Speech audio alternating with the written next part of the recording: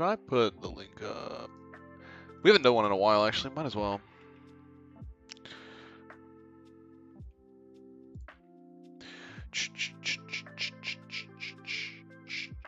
Not that. What the fuck?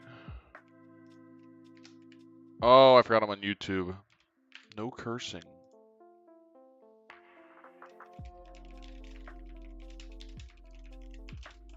No cursing. Have to be good. YouTube no like cursing.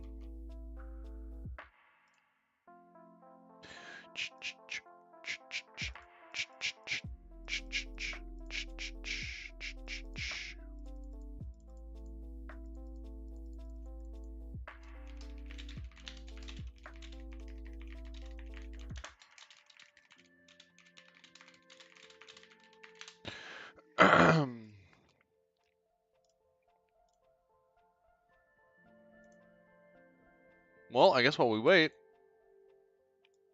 I can do some RuneScape.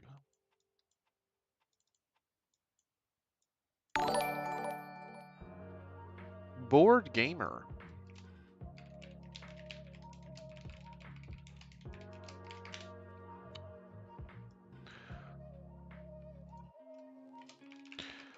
That's not the password to this account. What's up, Carl? How you doing?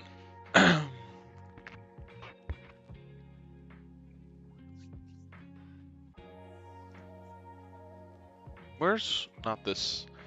I need a new one.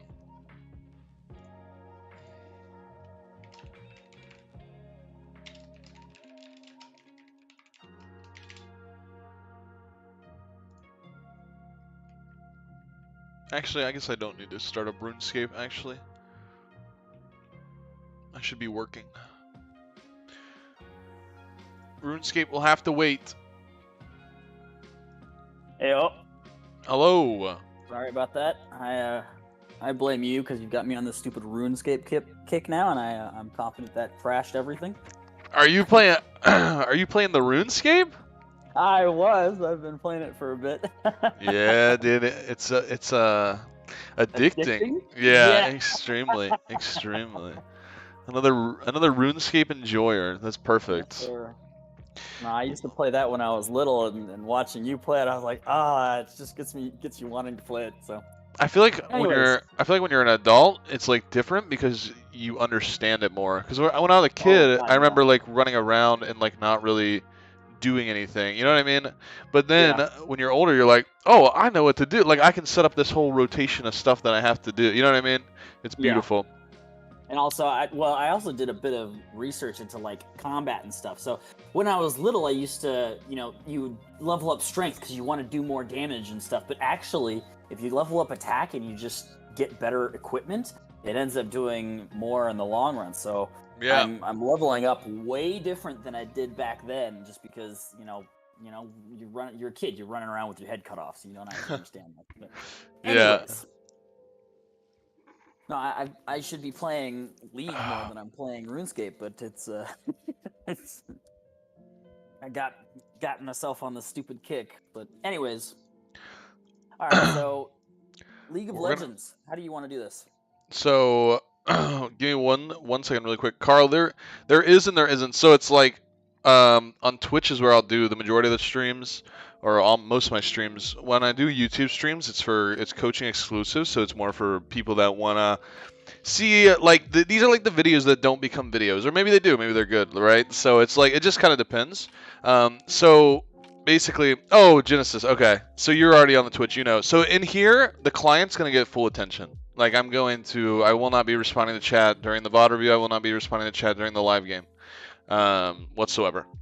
So that's just a heads up before we even begin, because it has been a while since I've done a YouTube stream, because my last few sessions have been off stream. So right now I'm about to jump into it, and like obviously, if you guys talk to each other, that's chill. You know what I mean? Like it's not like you can't talk. I'm just saying that I probably won't respond until the end, or if there's like breaks. So yeah. Anyways, jumping in.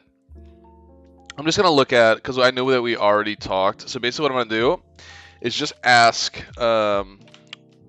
Well, actually, I guess this is your first season, right? Yeah. Because so for this, I'll be taking notes. Like you're gonna get all the notes that I take at the end of the session. You know what I mean? So we'll give you like quote unquote like homework, things that I think we should work on or you should work on after the session, and then also if there's ever another session that you book down the road a month or two from now, I can bring this notepad back up and we can like kind of pick up where we left off, make sure like, hey, did we work on this? What did you do to work on these things, right? And then we jump to like the next stage of things. So this is our first season. Currently, bronze 171. I just. I think What's I that? dropped below. Oh, did you? Hold on, let me update. Yeah, it's like I played one game and I dropped. Oh, okay. I got you. Yeah. No, I've been kind of teetering between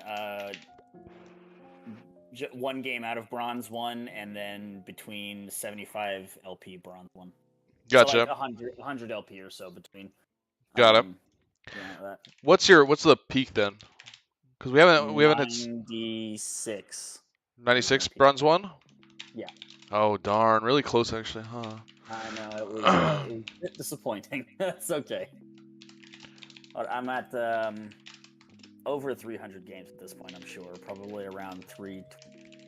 Oh, I got 171 wins. So if you double that, which I'm about at a 50%. Yeah, nothing wrong with that. Yeah. What's your goal for this season, by the way? Like something a rank you would want to end at, or anything actually, really. Currently, I'm just aiming for silver. Like so, short term and long term. Currently silver, and then once I get to silver, then it's gold. But I don't think anything past that's feasible.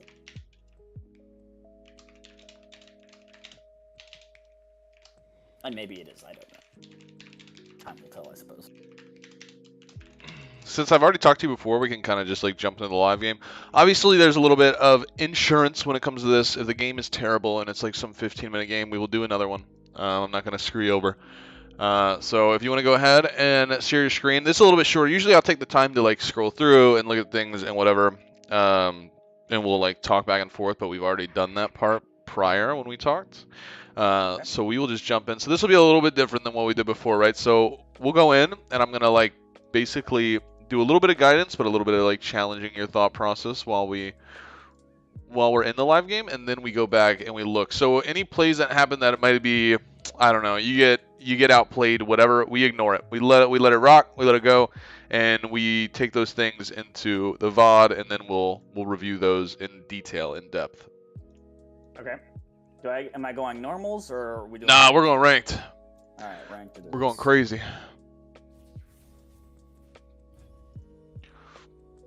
Who's Vetamiglior? I love that. I love that name. I love that name. What does that mean? Lashimi in what does that mean? I love the hidden names. It's my favorite thing. Yep. I promise. Okay, I'm gonna exit off of RuneScape so there's no temptation.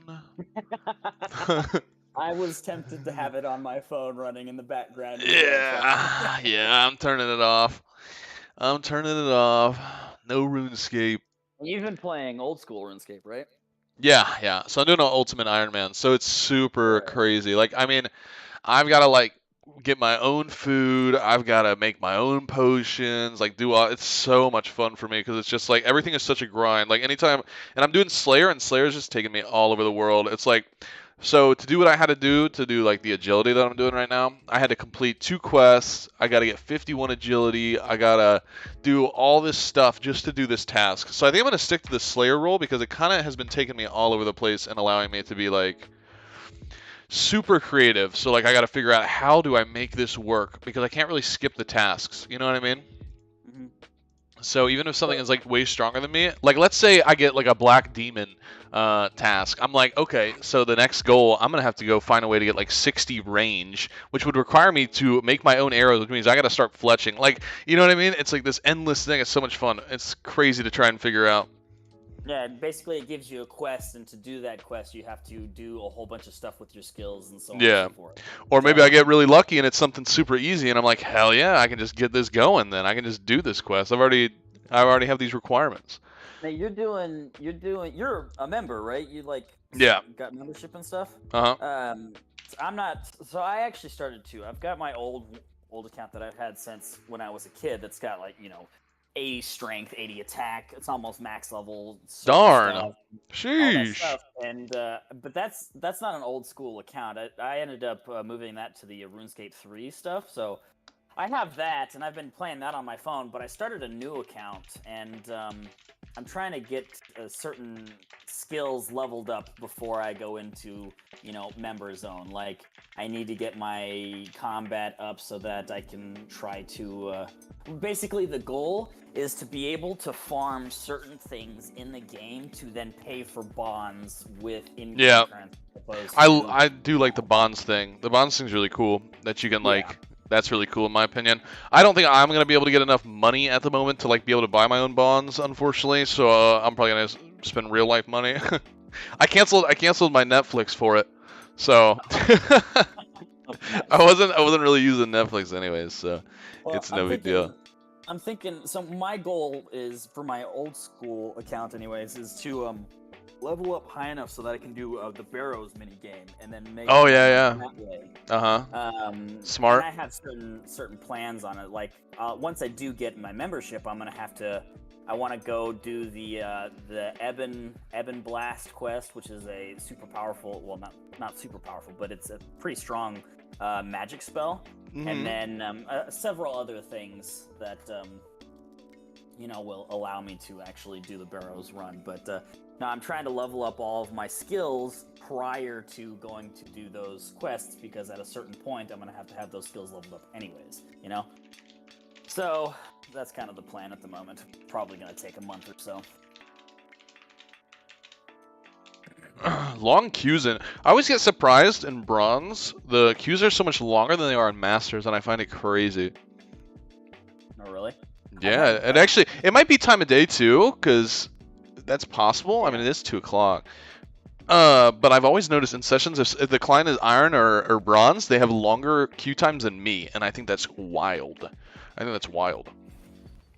So I actually, it kind of varies. It's like a minute to minute and a half, and then I've had, I think, up to 9 minutes to 10-minute queue. 10 minutes? Bro, I haven't seen a 10-minute queue in ages. Oh my lord. It's very rare and few and far between when I get like a 10-minute queue, but yeah. Oh, so I did try the Conqueror build again, and I did a solid try, 10-15 games. I just cannot. I don't know why or what it is about that, but that build, I don't know, man. I have the hardest time. I went on a big old loss streak with it. That's fine. We can adjust. I think it is good though to adjust our runes for like each game though. I mean, you said that you like the. I mean, you go the sorcery build, so I would prefer if we play my build though, or like my runes, the suggested runes. Do you want me to try that one? Yeah, but I want to see who they pick first. So we can wait, and then once we see the pick, we can adjust. I haven't seen it. Dang, look at this decent team comp here. They didn't ban these two people. Faker. Yep.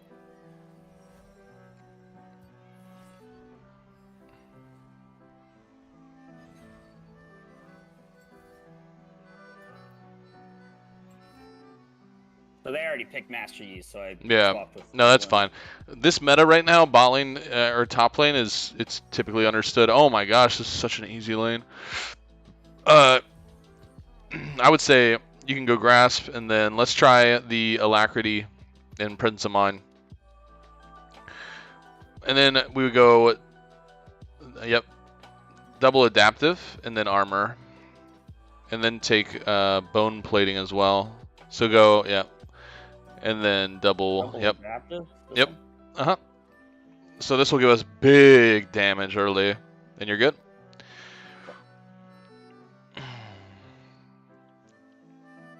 Sweet, let's do it. I've had decent success against Yasuo. I've also had a lot of not success against Yasuo, specifically when they're smurfing. But and I had a guy. Actually, I showed you that guy. Remember? I showed you that account where they were like, 2 and 28 on Annie, and then 3 days later they were 100% win rate or some shit. It might be Vygar top as well. We'll see. Vygar's pretty easy though. That's real easy, yeah. Yeah, we just slide parry through and just get easy stuns on him.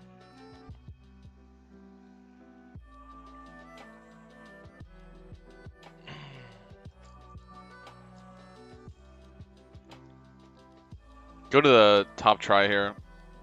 Just get used to below you, the tri bush. No, below you, that, yep. Tri bush, triangle bush.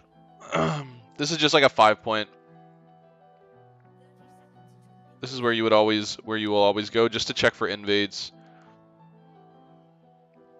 And that way, if they come, you know, and you can just walk away. Okay.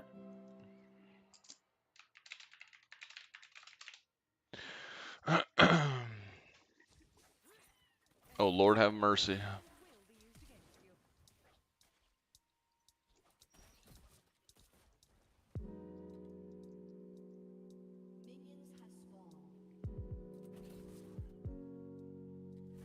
Well, they're having fun at least. Yeah, that's a word for it. Oh, wow, they're actually going to get a kill. Crazy. Okay. That's crazy. Oh, no. What's Master Yi doing? In the mid lane there. Is he going to die too? Oh my gosh. GG. This game's over. We just win, no? That's crazy. Okay, you have... Hey, nobody's here. Yeah, nobody's here. Don't, no, just last hit. Because you want the minions to die. Just slow it down. Only last hit. Because we want to, whoever it is top lane, we want to avoid or deny them XP. So that they're down a bunch of levels. So if that ever happens and somebody's late to game or late to lane, we always want to just last hit, because then they lose out on XP. So then we get like level 2, level 3 when they're level 1. So it's probably Vygar up here. Seems, yeah. Yeah. And that's totally fine too. That's strange.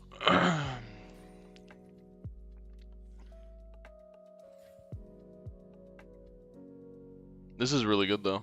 For us, very good. Like, this kind of just sets us up for a hard carry, basically.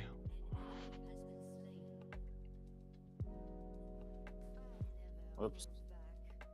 It is Yasuo though. It looks like he's got, yeah.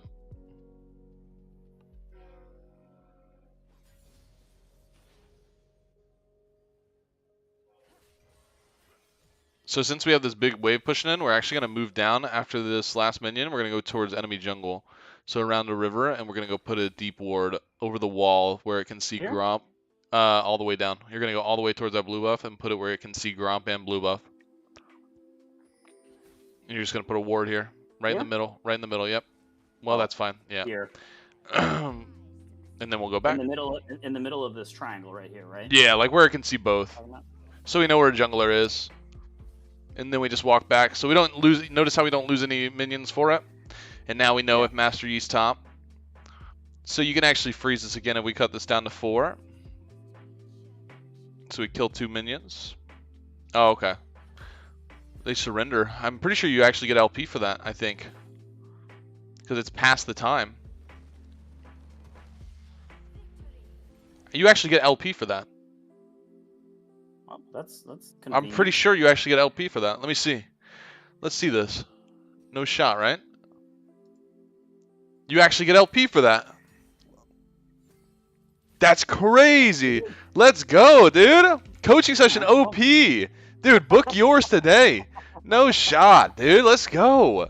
Huge dubs. Oh, no. That's crazy. I'm going to do a lap on RuneScape now. I deserve it. Damn, I'm a great coach. Hold on. Let me do one lap. That's crazy. Wow. That was one of the more interesting games I think I've played. I've never seen something happen like that in bot, and then Master Yi just int under tower, and then int under T2 tower. Like, that was. I love that. I love that for you.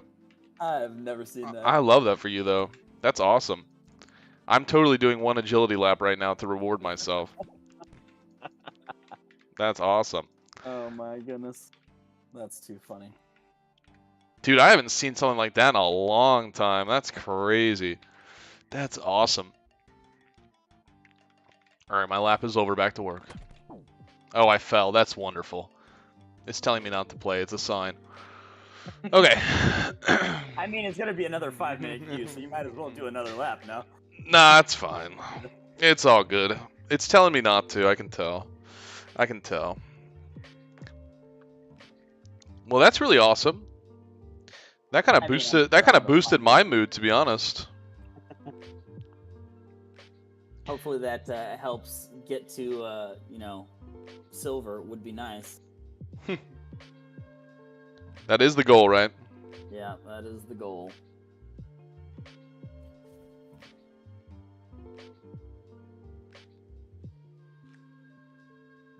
I get a lot of games that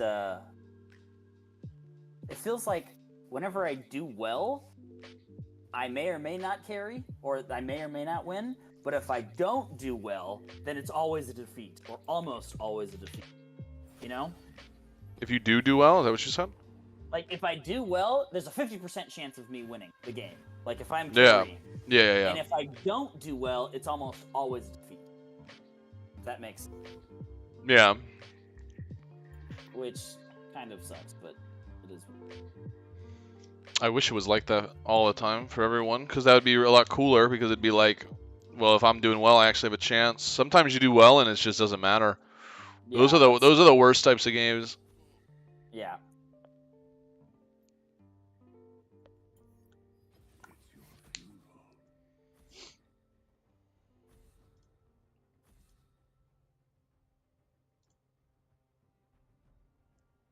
You actually do rock a lot of you do get a decent amount of MVPs and aces, to be honest. Not bad at all. I didn't even realize that, because I got this up.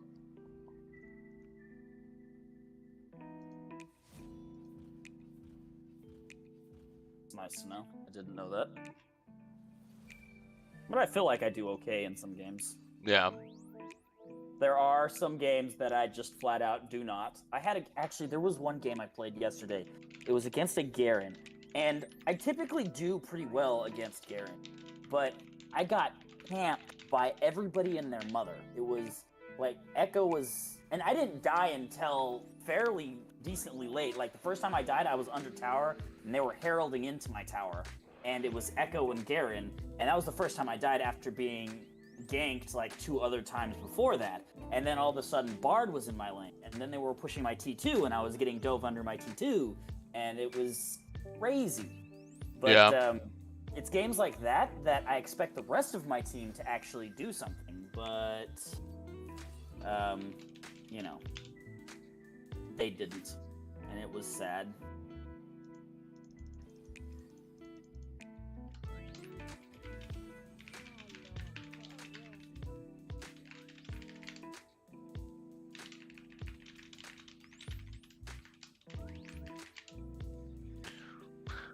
Any Nocturne Misfortune.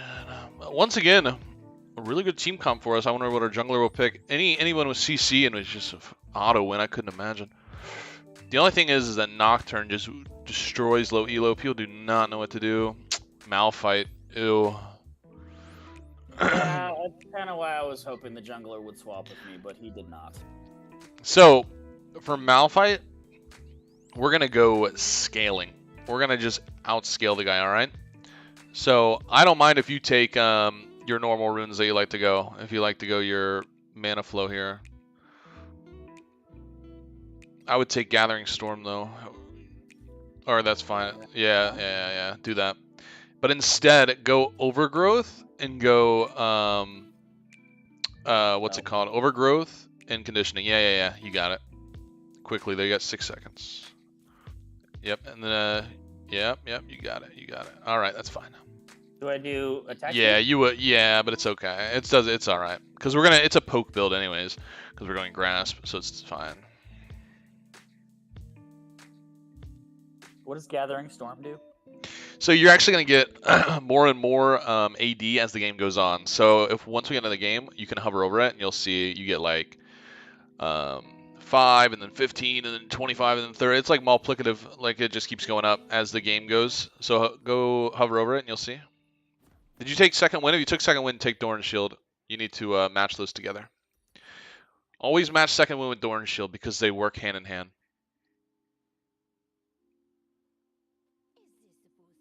This Gathering Strength can be really OP in lower elos as well, because if games go really long, like if you ever like look how much AD you get at 40 minutes. It's kind of crazy. 80. That's a lot. That's Well, like 40, that's a 40, whole well, at 48. 40 minutes. 48 AD. 80 AP. Oh, oh, Yeah, yeah, yeah. oh, my bad. That's almost a whole item though. Like Yeah, it's really it is nice. a whole item. Like Divine is 40. But obviously, it's kind of a risk, right? Because it's like, will this game last long, or will it be over soon? So it just, you just don't know.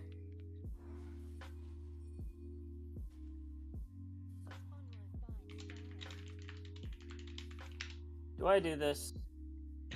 What does he want? He wants me to go to their blue. It's fine, yeah.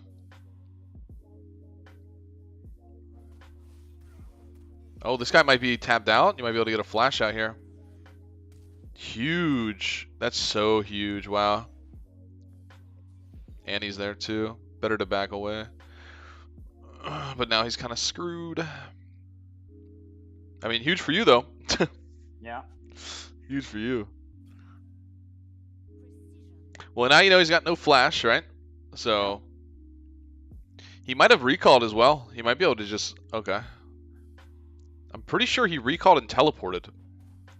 So if you go for trades here, it could be huge, because if you can get him low, he's gonna have to walk back to lane.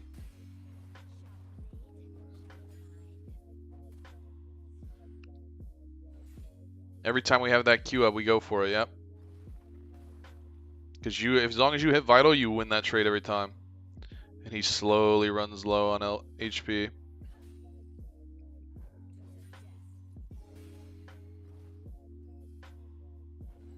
Yeah. Yeah, all in, all in, all in. Oh, okay. Nah, it's over now. I don't think he does enough. Just get the minions. It's fine. Just remember that he's got no flash though, so if we can get like a slide parry and slow him, definitely an opportunity. I picked the wrong skill. Oh, okay. I messed up. Mm-hmm.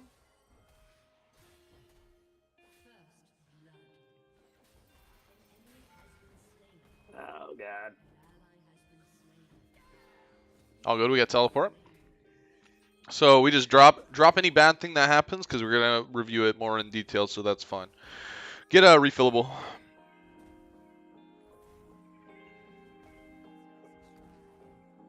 So I mean, I took a tower shot. That's literally what it came down to. Yes, but all inning there was correct, or no? No, we want parry if we're gonna try to all in like that. If we don't have parry, we just can't really go for it. You want to cut this down to 4 and freeze because you have refillable. Okay. Just let them. So start cutting this down before it. Yeah, we need 4 minions, 4 casters preferably, before it builds up too much.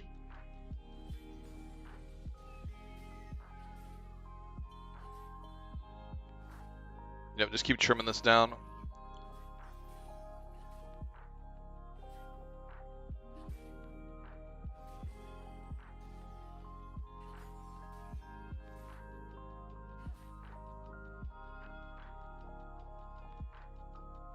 Still need to get 2 of them dead. There we go. Trigger refillable. And then we just last it for a while. And we'll hold the wave here.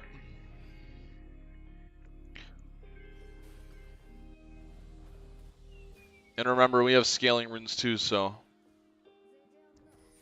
we don't have to feel pressured to make any crazy play. We can let this shove in the tower.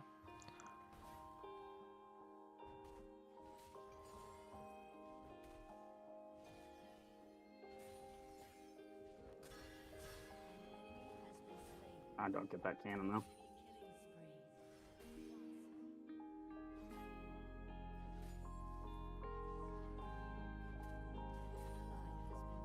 I think you're going to hit level 5 before him, and you could look for an all-in with parry up. Nah, we hit it together.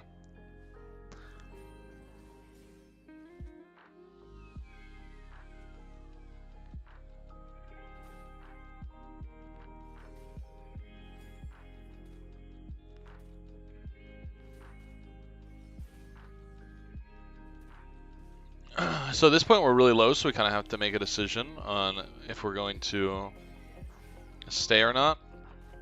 I think it's better to recall just because he's going to have 6. Not at the moment, but on this wave right here, we'll recall. Recall now? Okay. Yep. Because you have a cannon wave. So a cannon wave, it takes longer. It takes longer for him to push this, so you'll have time. You're going to get a Sheen and boots. Okay, why Sheen over double sword? Because all you're doing is poking. Start running the lane. Quickly. But if you get double sword, so for Sheen to be effective, you have to hit him after you use the skill, right? Yeah, because it's the extra. So every 1.5 second, right? So every time that you Q, you should always be weaving in auto attacks, and Sheen's going to be better for pokes, and then long swords are going to be better for all-ins. So we just don't have an opportunity to really all-in and take value of that extra AD, because the extra AD just increases our vital damage. But the Sheen allows us to get better pokes off. So we Q in, we get the grass proc plus Sheen proc, boom, and then we're out. And then we just do a little bit more damage on the poke. And that resets every 1.5 seconds, so... You know what I mean? Mm-hmm.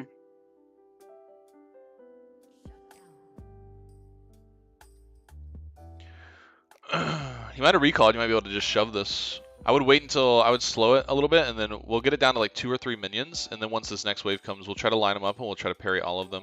So we'll start pushing it now. And then we're going to try to parry this next wave that's coming, all in a line, and hit all of them. Just so we can do faster damage to it. Oh. That's good? No, that's good. And then we start with the casters first. And now we have a big wave here to protect us. Try to get the minions. Don't worry about trading with them too much. We won't really be able to do any, like, kill him until we get Divine. And then we'll just move down. We're going to put a deep ward in their jungle as well, and then we'll recall. Unless there's a play open mid lane. But I don't think so. Actually, you don't need a recall. Just put a ward. Yep, so now we know where he is. That's awesome. Get that, oh, you might be ready for a Malfold, possibly. Yeah, you're good. Get that plant just to get the mana, yeah. Now we know where he is, though. That's huge, right? Because now we know. Yeah. I would be pinging that you don't know where Malphite is. Look at Nocturne. You can win this fight against Nocturne. I would just go for it before he gets too close to the tower. I missed. Oh. That. You're good. You still win it. You can flat. You're good. I can't tell you how many times I've flashed and tried to kill that, and it just doesn't. Well, if he stays, though. Oh, that's good. That's good. You can still fight that. You're all right. Let's just get this pushed in. Malphite was mid lane. We saw mid lane.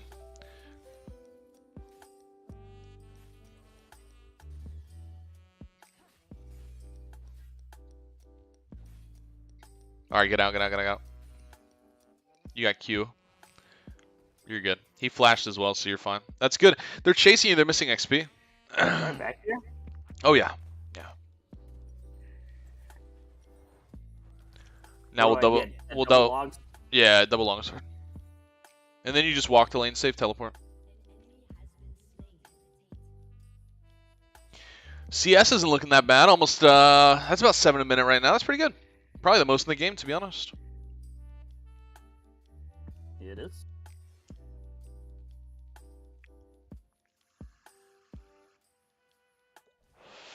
So we're saving the teleport because we're only going to lose like 3 minions. And if we end up taking like a bad trade or something with this guy and need to recall, we have that teleport advantage, so that's always nice to have.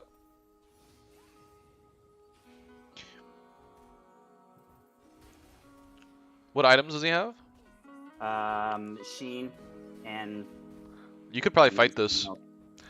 On your... I would just go... Yep, I would just go all in here. Yep. Oh, I don't... That's okay. Okay, we're gonna hard shove now. We definitely want to save ulti on that one. But that's okay. We'll hard shove this. He might have teleport as well, though. We'll see. But as long as we can get it in 14 seconds. I would focus casters first, lower HP. Let your minions get those guys low, and then you just walk back to last hit them.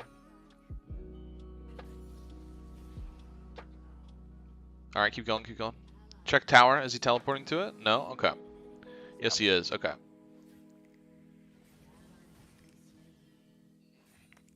Have your finger on that parry in case he goes for you. We just want to get that wave shoved in and then we're out. Oh. Why did that Q not work there? Why did my Q not hit his vital there? Probably too long. I thought it hit him, maybe. We can look at it. We can look at it after. We just let it rock. We got teleport now, just in case something like that happens. The Qs, you want your movements to be super tight, because if you overshoot your Q, that happens really commonly. We almost have divine. This is good. So now he's got no ulti, so we can look for all in if the opportunity presents itself. I should have looked for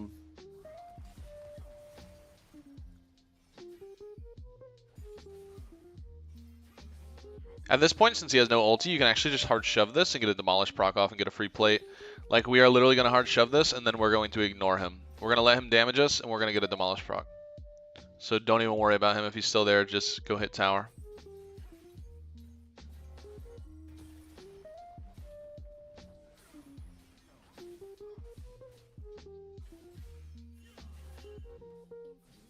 Do we still want to just hit Yeah, tower? you can get another one. That's fine. He doesn't have ulti.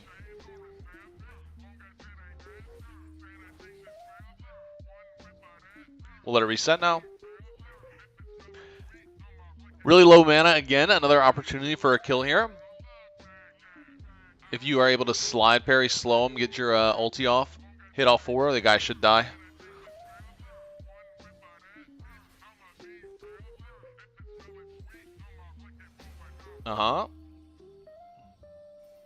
That's good. We'll go clear this. He doesn't have teleport, so we can go just push this again and get another demolish proc off. Oh, I missed. I'm terrible. Or we just get this one plate. We just go hit this tower real quick. Get this demolish proc and then back off. Nah, don't do wave. Don't do wave. Let wave push back. Don't give him control of wave. Just recall. Get divine. If we push wave, in, then we're late to get back to lane. If we leave wave like this, it pushes back to us, and then we have control, and it gives us another opportunity for a kill.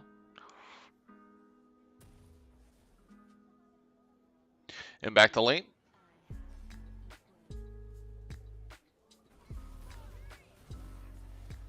Oh, that's good.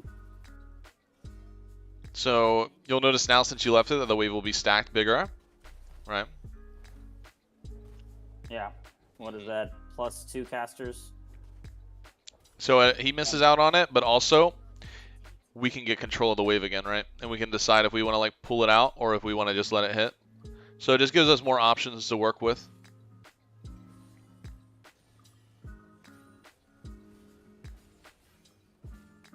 All right, with divine, our pokes are going to be really strong. Pokes are going to be really strong. So if we can get a few pokes and get them chunked down, then we can look for something. And we'll always out heal him as long as he doesn't have brambles. So just keep playing off vitals. You can just keep doing that. You can just keep doing that. Literally, you can just keep doing that. You can just ult him whenever you want. Oh, I was trying to parry You're that. fine. You're fine. He's dead. Let's push this wave. So notice, look, press tab. As long as he doesn't have bramble, you can do that all day. Like, don't ever be afraid when you have divine. If he does not have bramble, you just run in circles around him and keep hitting the vital over and over and over again. You will heal for 179 HP on repeat every 1.5 seconds. Every time you Q and you hit a vital, you're going to heal for 175. You're going to continue healing.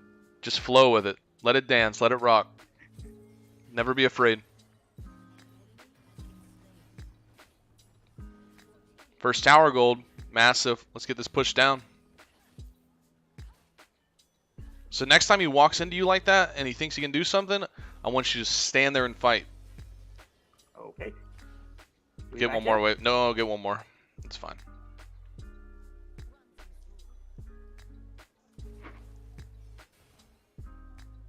You could probably back up then, yeah. Actually, I want to see this. Just go. You have ulti. Just ult him. He has no ult. You just win. Make sure we're slow and we hit all the vitals. He just loses. Yep, just keep dancing on him. He just loses. Just keep hitting vitals. He just loses. Yep, it's that easy. We'll get another wave too. And then we'll recall after this wave. Oh, you can go. You can use your Q to get over the wall here, and you flash. Slow and steady wins the race. We're out.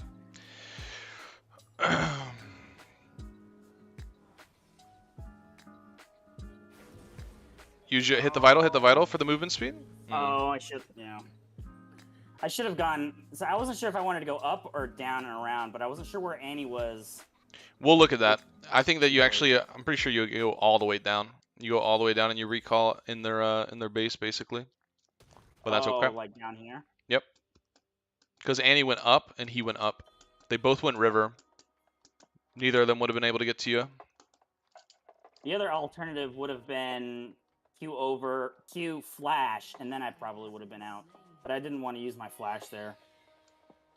If I had flashed, I would have been fine for sure. You know what I'm talking about? Yep. I would say go to bot lane, honestly.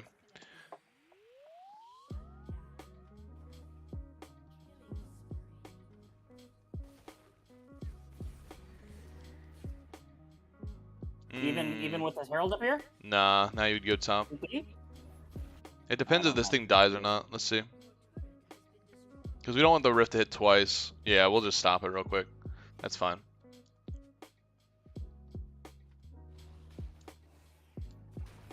He's still here as well. You can just kill this guy. You can just ult him and kill him. It's really no big deal. He just dies. And we can push it down.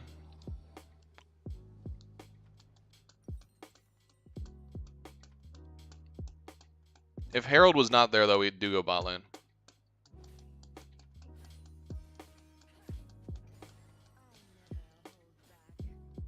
So here we're going to try to pull pressure from Malphite, and then we want to play for Dragon. You have a nice little ward right there in their jungle if you see it, because you have teleport available. I would start pinging the Dragon to let your team know that I'm interested in fighting for this.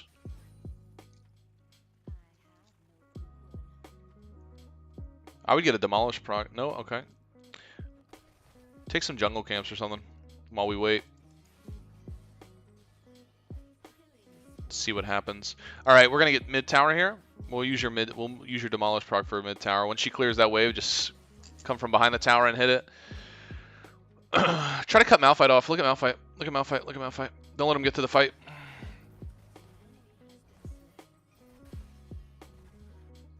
Yep, just dance. Just dance. Whoops. You have ult. You're fine.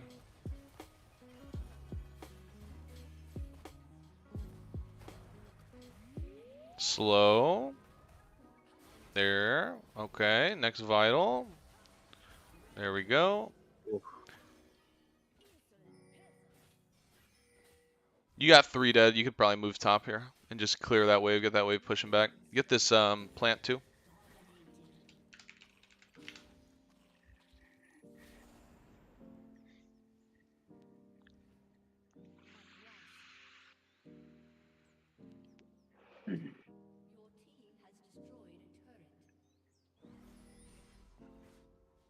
I don't think I can fight that, right? I don't have ult. Oh, you don't really need it. You could definitely fight it. The way that you want to fight Nocturne is you want to save your Q to proc his spell shield. Your Q will break his spell shield because it's an ability, and then you parry him and you just stun him off of his tether. But we'll just get this wave and we'll recall and spend our gold.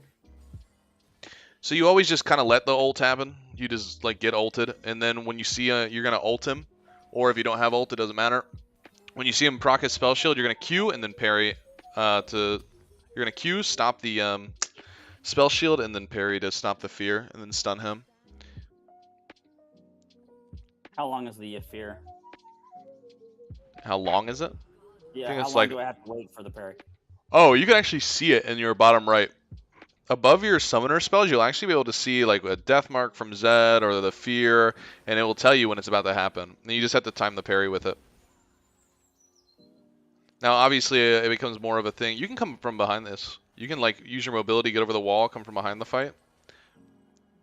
Just ult this guy. Just kill whoever. It's really fine. Yep. Your Fiora, you just win everything. It doesn't matter. Parry. Yep. Get tower.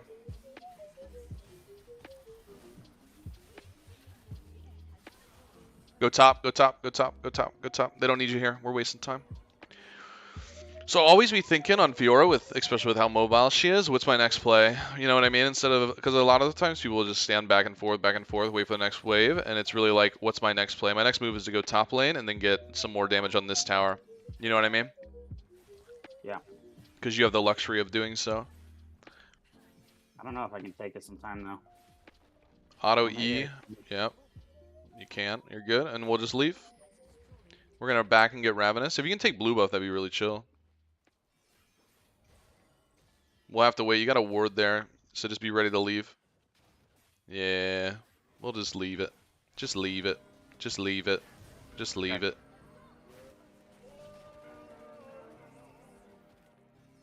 Recall.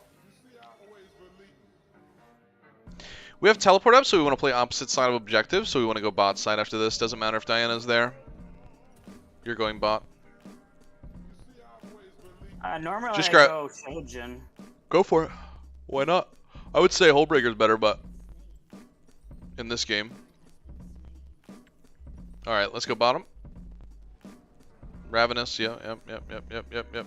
And Just buy a longsword. Just buy a longsword. Just buy a longsword and go.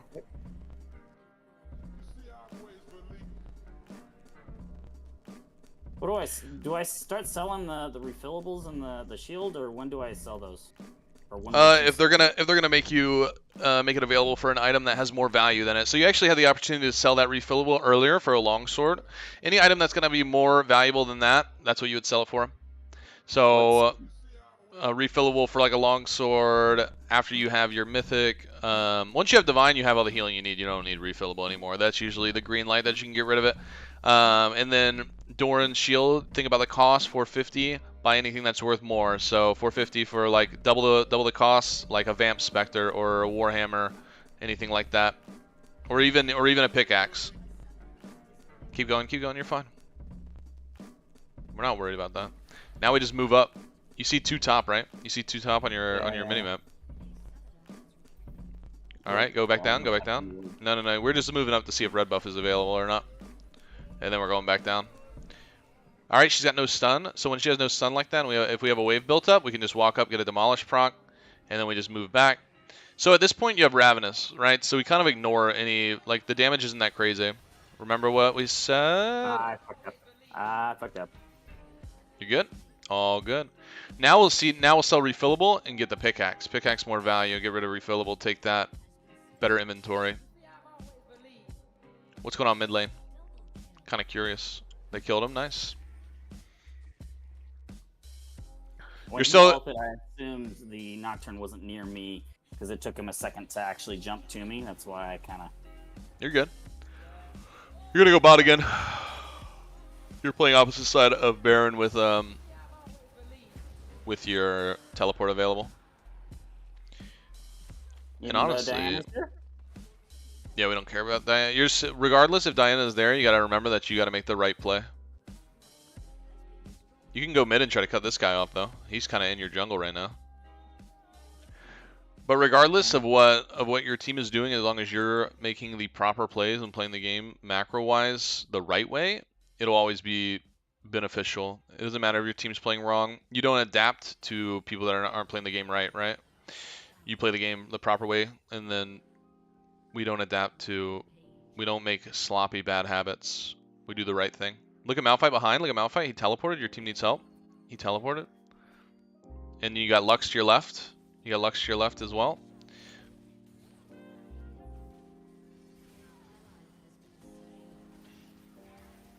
You need to go over the wall here, most likely.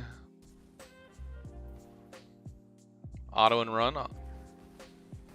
Oh. I was Any trying to. anytime across anytime do there's a that. front-facing vital like that and you're running away, you just A click them, or you just click them in general, and you'll get that big movement speed buff so that you can keep running. Is health more? If you sell it, you won't have Really, enough. right? No, it's not worth it. You would Well, wait. for the ruby crystal, I mean. Yeah, no, not worth it. If you could get the phage, it'd be fine, but.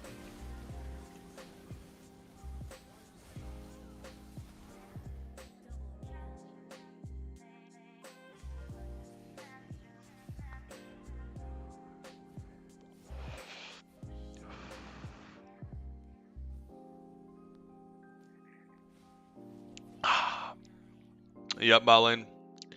Love it. Big ol' wave, too. I would say whenever you're doing that, I would walk through the jungle and put vision in your jungle, too. Whenever you're going to go bot lane, it's actually a little bit faster to walk through the jungle as well, but then you also can put down your 2 wards because we're just holding wards.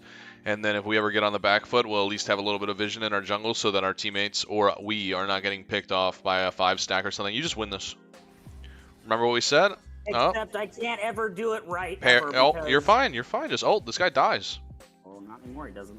They're fine. There we go. We just got ulti out of Annie. That's perfect. For nothing. Now we just go back down. Keep pushing. Get our HP back up. No big deal. Put a ward to your left as you walk down. Here in the triangle? Yep. Just put a ward right there as we're walking. We're going to clear this wave, and then we're going to walk up to their tri-bush, and then we're going to put a ward there. And then when we back next time, we're going to switch to blue wards, so that we can get deeper vision. Since they walk through it, what's that? Do mages do more damage than melee for the minions, or do the melee do more damage? Oh, the casters. Yeah, casters do more. But you see what you're doing? You're pulling pressure away. Somebody has to always respond to you, and you can look at the fight. So look at, you might be teleporting here. So just hover over Baron. Just sit here for a second. Hover over Baron. Look at this fight. There you go. I like that a lot. Annie's stuck down here. Let's go kite for her. Let's go kill this guy. And now let's go get Nocturne. Nocturne is probably running away, to be honest. Yep. Just kill him. Doesn't matter if you get feared, you'll still win. Alright. I didn't need to counter that. Dude, my parries right now, just today, are terrible. Whoa, where are we going? Go top. I was backing for items because I got 2,000. Nope. We're going to get this first. Nope. Yeah. We got 40 seconds on this. I want to get a little bit more gold before we go. Efficient. We'll clear this wave, and then we'll recon. And then we'll go to Dragon. Now we'll recall. Hullbreaker, or do I go something else? No, you can get Hullbreaker. Hullbreaker's good with the way we're going to be playing. And then we can start working on Dust Dance. If you want to go Spear Shojin, you can. It's just more risky. It's up to you. But we got to be quick. Get the Baron. We're on a timer. No, that's actually worth, right? Go down to Dragon.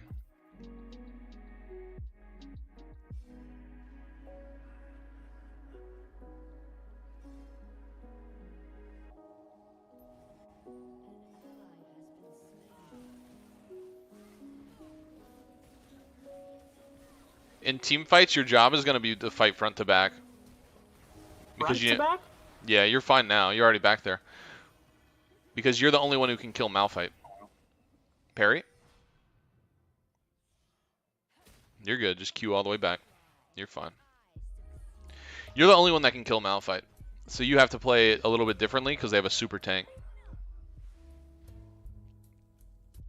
This is one of those situations that kind of suck because we have to play like that. Oh, I got rooted.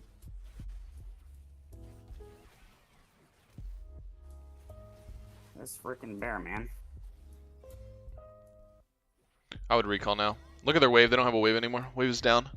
You'll have enough time to recall and actually get there. Come back to bot wave. I would switch to blue wards right now.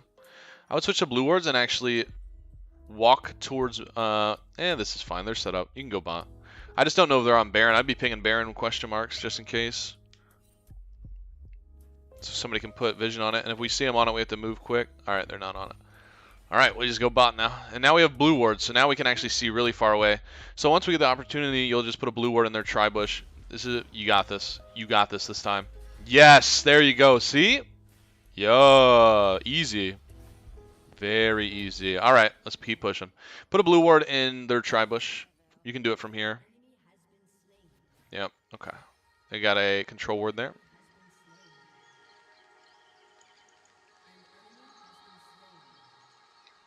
And then just keep pushing bot. They don't need you for this.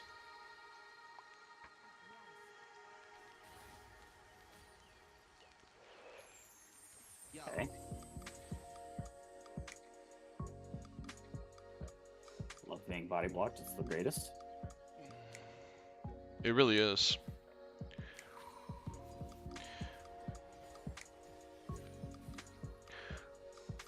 And look at those super minions with Baron and Hullbreaker. Oh my god. I would recall, by the way. You don't think I can get this tower? We can go for it. Diana's here. You're just going to get ulted. You're going to get double ulted. That's the only issue. Yeah. He flashed for you? That's hilarious. If he keeps chasing, you can turn that. Okay, yeah. Let's go up. Go sit in this bush above you. Go back. You're going to kill whoever walks up. Somebody's going to try to push this wave out, and you're going to play assassin. You're going to kill him. Oh. Parry? Oh. You're fine. You can easily get out of this. Your 3-item Fiora, they can't really do much. And we don't recall. We go down. We go down now.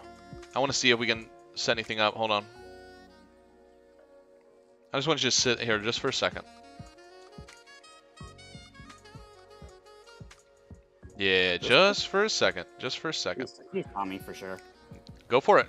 It's just him now. Does he have Bramble now? Oh, he's got ulti again. Unfortunate.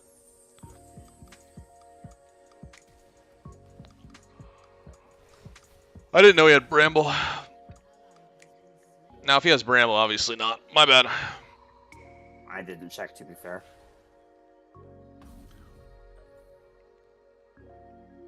I would buy the Warhammer, yeah. Alright, let's go top now. But it's like, at this point, you're super hard to kill, right? Like, it's just like, you can get away from anything, basically. Why is Shojin more risky? Or You're squishier. A lot squishier. No resistances on it. So, do you know why you went top lane this time? Because dragon spawning very soon. Yep. Do you realize that you're like actually solo carrying this? Like they have to respond to you on repeat. They can't do anything. Where do I put this ward? Just right here. It doesn't matter. Like cover the cross path there. Like right in the middle. Right in the middle where it can see all four. You can just walk this down. Right there? Yeah, like all right in the middle of that where it would see all four. Look at these supers you got in the back with your Hullbreaker. You'll be fine. Just hit this tower. Ignore her. Ignore her. Nope. Okay. You can keep going. Is there only 2 there? You can try to trade. You can try to do a little bit of trading. There's only 2 here. So freaking slow. What the heck? It's his movement speed slow. He's got attack speed slow and movement speed slow. If you can get to Annie, you could probably kill her. As long as we only see 2, if you see 3, then you're out. But for now, you're just pulling all this pressure. You can also back up and teleport if you'd like. But I think you just win this. Oh. We needed to use parry a little differently, but that's okay.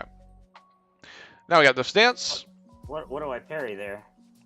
His ult? There's no way there's no way I'm fast enough to parry that ult.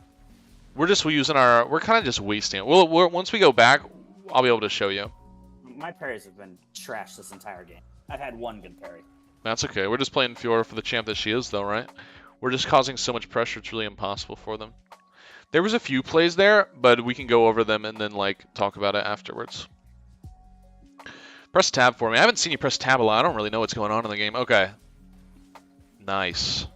Now I can see what's happening. That's better. I should have played several games before. No, that's fine. This is good. This is good. So now that the top tower is gone, we'll go back to bot. Even though there's no objective at the moment, we'll just go bot here. Somebody will respond to Annie. Well, at least they should. Doesn't need to be your jump. Once we get Maul as well with this hull breaker, we should just never die on side. And Gathering Storm was a wonderful pick for this game as well. Because it's a long ass game. Yep. Look how much HP you have too. The overgrowth is great. You have blue wards, so you can put it above you. I would say somewhere near the red buff, so you can see if anyone's rotating towards you. I would just keep going. They're fighting mid. Just keep going. Just keep going. Just keep going. Be quick. Be quick. Be quick. There's 3 people there. You kill her. You can just kill her. Yes. Yes. Just kill her. All right. GG. End the game. You won. Just ignore. Finish tower first. Terrible. I get away though. Oh, no, I don't. Use your parries to kite around. Dance on them. Don't stand right on them. Just dance on them. There you go. Dance. There you go. You got parry. There you go. Game's over. GG.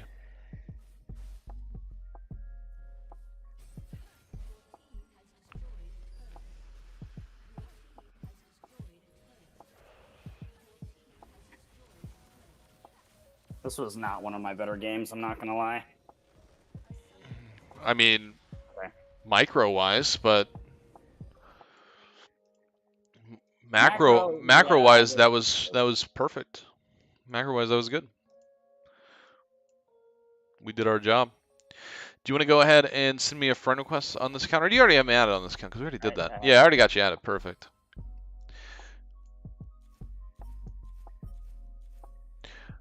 All right. I'm going to share my screen, so I'm going to double stream this.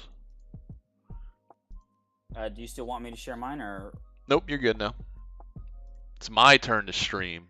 your turn? Uh-huh.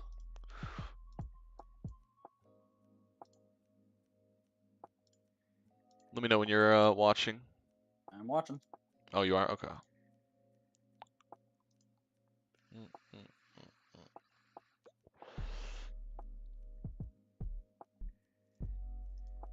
That's what I like to see. Okay, I'm gonna use the restroom real quick, and then we will go over the VOD. That's what I want to see, though. That's what I want to see out of Fiora player. You did more damage to towers than their entire team. So you think you played bad, but you actually played really well. You pulled the pressure from their team all over the place. Wherever you wanted them to be is where you took them. You see what I'm saying? Mm-hmm. All right, give me 1 second. Little break. 2 minutes. Okay.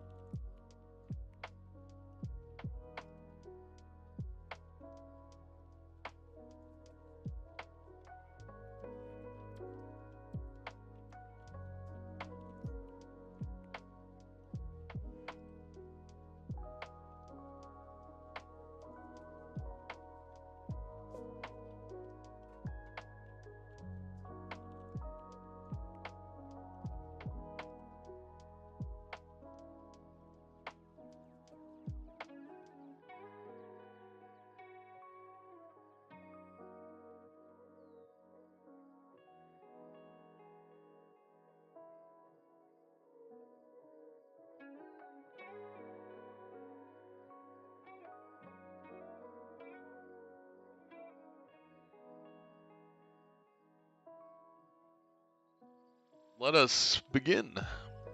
All right.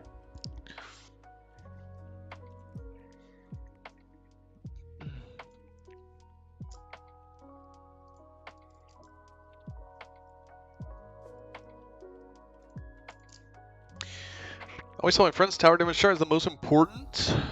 I'd say it is sometimes. Not all the time, but for Fiora it's very important. And it depends on the game, right?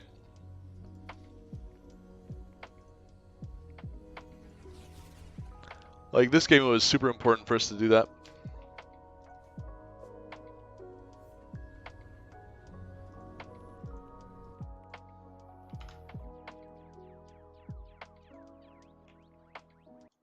I'm going to stream it like this, I think, because this will be better. If I get rid of all this real quick.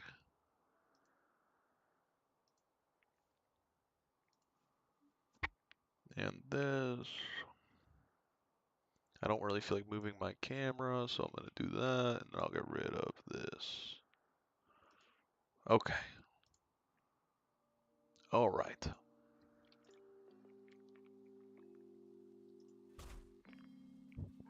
So we come into lane.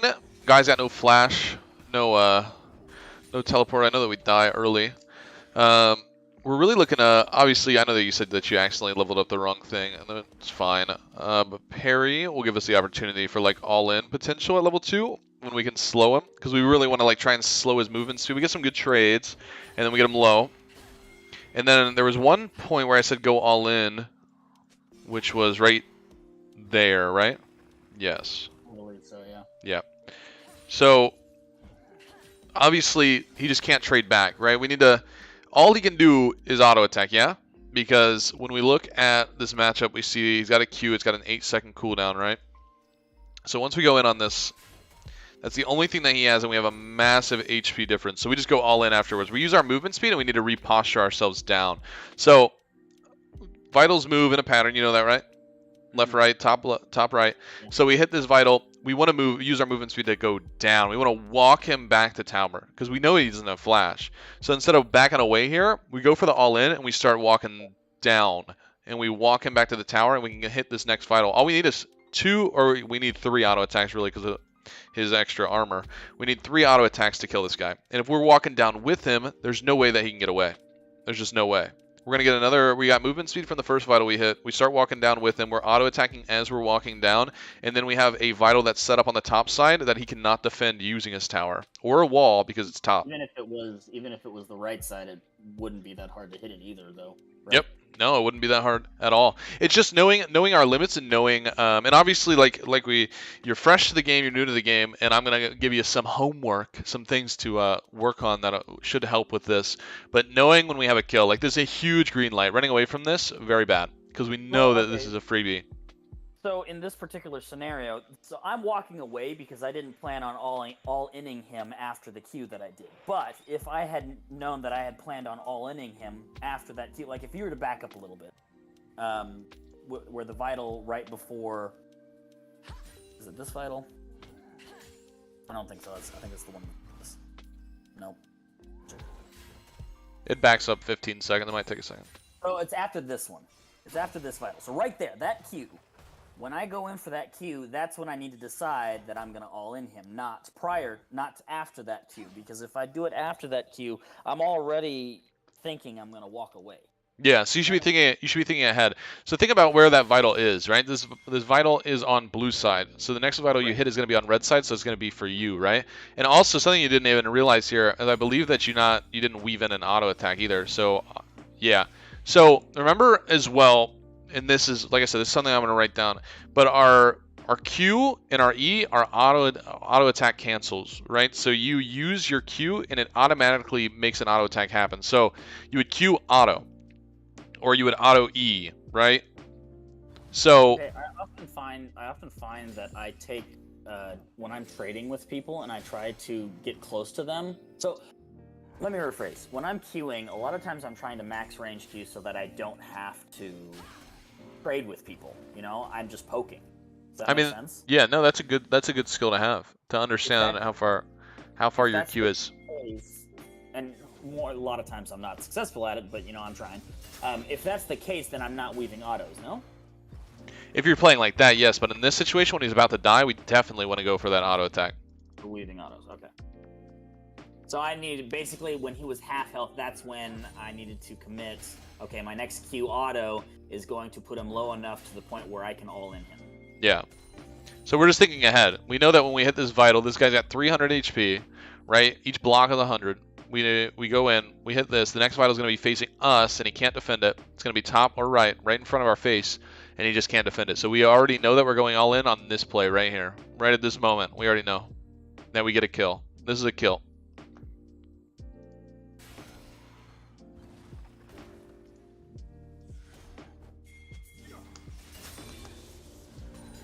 So if I had committed and or had planned on going for the kill there, then it definitely happens. But yeah, we just got to be thinking ahead. Be thinking ahead. It's always a game of chess with Fiora, a champion like that, which is awesome as well because we know that we can always improve. Right? There's something that the reason Fiora is so enjoyable to me as well is just that. No matter what happens in a game, I could go 0-10, but there's probably like 10 plays that I could have done differently that would have made the game so much different. And sometimes with certain champions that are really like one-dimensional, that's not the case. Fiora is so high skill ceiling that there's always something that you could do better. Always. You know what I mean? Mm-hmm. So in this situation, we obviously... Freezing a wave requires the easiest way to do it is to have 4 casters. So the reason we want to start hitting it as soon as possible is because once it builds up and this next wave hits, it gets really hard. It gets really messy, you know? And we don't really need to use abilities. We just need to keep auto-attacking. You can use abilities if we feel like we're going to miss a minion, but we just want to get that down to 4 casters. Because once this next one hits, then it gets a little tough. So we just need to keep hitting it, which we do, and we set it up. But just make sure that you're doing this in your games when I'm not here telling you. You know what I mean? So keep in mind, like, wave management. Right, so I understand that the concept of freezing waves and all that stuff. Now, you're saying you want to get it down to 4 minions. If it's greater than 4 minions, like in this particular case, I maybe took a shot of... I took a few extra shots from the mages and whatnot, yeah. But in this particular case, the fact that there are more minions here now than the 4 minions means the minions on my side die faster, and then he has less... Like that minion that just died prior... if I had cut all of those minions down, he might have been able to CS that particular minion, or so on and so forth. You understand what I'm saying? But so then you can't. But then you can't freeze. So when it's a bigger stack, when he comes back to wave, it depends on what kind of champion it is. But I want to keep the freeze perma right here. You can see my cursor, right? Yeah. Right above this rock, this rectangle is like perfect. If the wave gets too big, then I take too much damage trying to like trade and manage it. In this particular scenario, do you think I can freeze against a Malphite, though? You don't think he's going to out-trade me? Well, we died. So, ideally, if we didn't die and we got the kill, yes. I think we could freeze that and just completely punish him anytime he tries to walk up pre-6. So, that's something... It's just good habits. It's just something that we need to always be thinking. We need to always have good habits. Right? Okay. So that it just becomes clockwork. But when the wave builds up too big, then it's very easy for an enemy to use wave against us. Top lane is just a constant game of trading and managing the wave. Whoever's better will win the lane.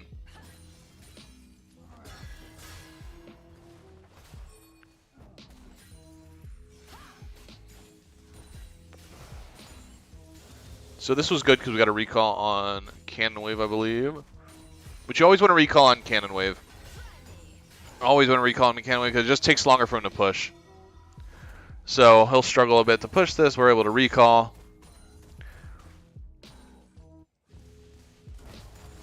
Also, another thing, we're spending a lot of time in the shop, by the way.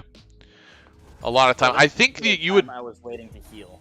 And the other times that I spent a long time in the shop throughout the match was because I wasn't sure what I was going to buy. Like, there was one point when you said buy Hullbreaker, I was already prepared to buy Shojin. Because normally, in almost every game, I go Shojin because I like the cooldown, the mobility. I can abuse her mobility far more. It basically halves the Q recharge, right? And then whenever you're in combat, your Qs are almost on a 1-second cooldown. But not every game is a Spirit Shojin game. You're not wrong. I don't disagree with you. But that's why I was spending time in shop. I wasn't sure what I was buying. If that makes sense. So another thing though is because you're standing in the middle here. You can just stand here and let your regen do it for you. You can be minus 100 HP, minus 100 mana, and start moving and save like 3 seconds. Saving 3 seconds on repeat every time you recall adds up to like, there's 30 seconds of us being in, like, there's probably about, in this game, like a 40-minute game, I think we spent like a minute searching shop. It doesn't seem like much, but it adds up a lot. A lot. This game's all about power spikes, getting gold and XP, and always staying ahead. So we're fast. And you can also make item sets. You can make item sets, and you can change the way your shop looks, by the way, so that you only have Fiora items. I'll show it to you after. You can change it so that like I don't see any major. Like I can have my setups already ready to go. Like I can go in, set up my item shop so that I have like, here's my Hullbreaker build, here's my Spirit Shojin build, here's my thing, and it's all on your front page. So you don't have to scroll through a bunch of items.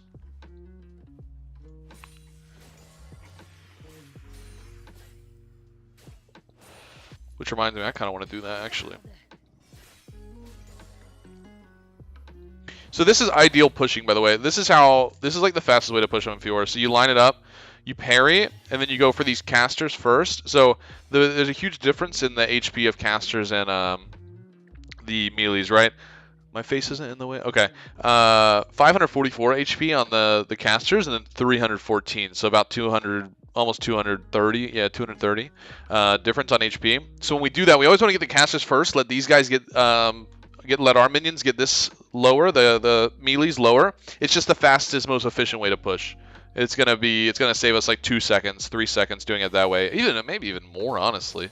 Would also build up your wave bigger as well, because if you build the mages first, they do less damage to, or your minions end up taking less damage in total. Yeah, right? and it creates this huge wave. This is almost like a pocket of safety, especially in the early game and in those initial like 7-8 levels. When you have these big waves, these minions do a lot more damage than you even realize. So when somebody tries to trade with you or think that they can kill you in like this massive wave, they're actually going to take around 100 to 200 damage within that exchange of like an all-in play just from your minions. So imagine you're just creating this pocket. You're just creating this pocket as well of safety. So that's why we kind of slowed it down as well. So what we're trying to do, and this goes for like split pushing as well. This is kind of like interesting. This is really cool.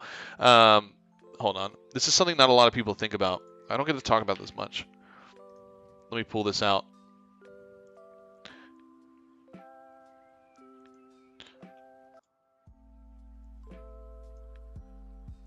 So the reason we slow this down a bit and we wait for this, we like don't push this wave immediately and have these guys start pushing.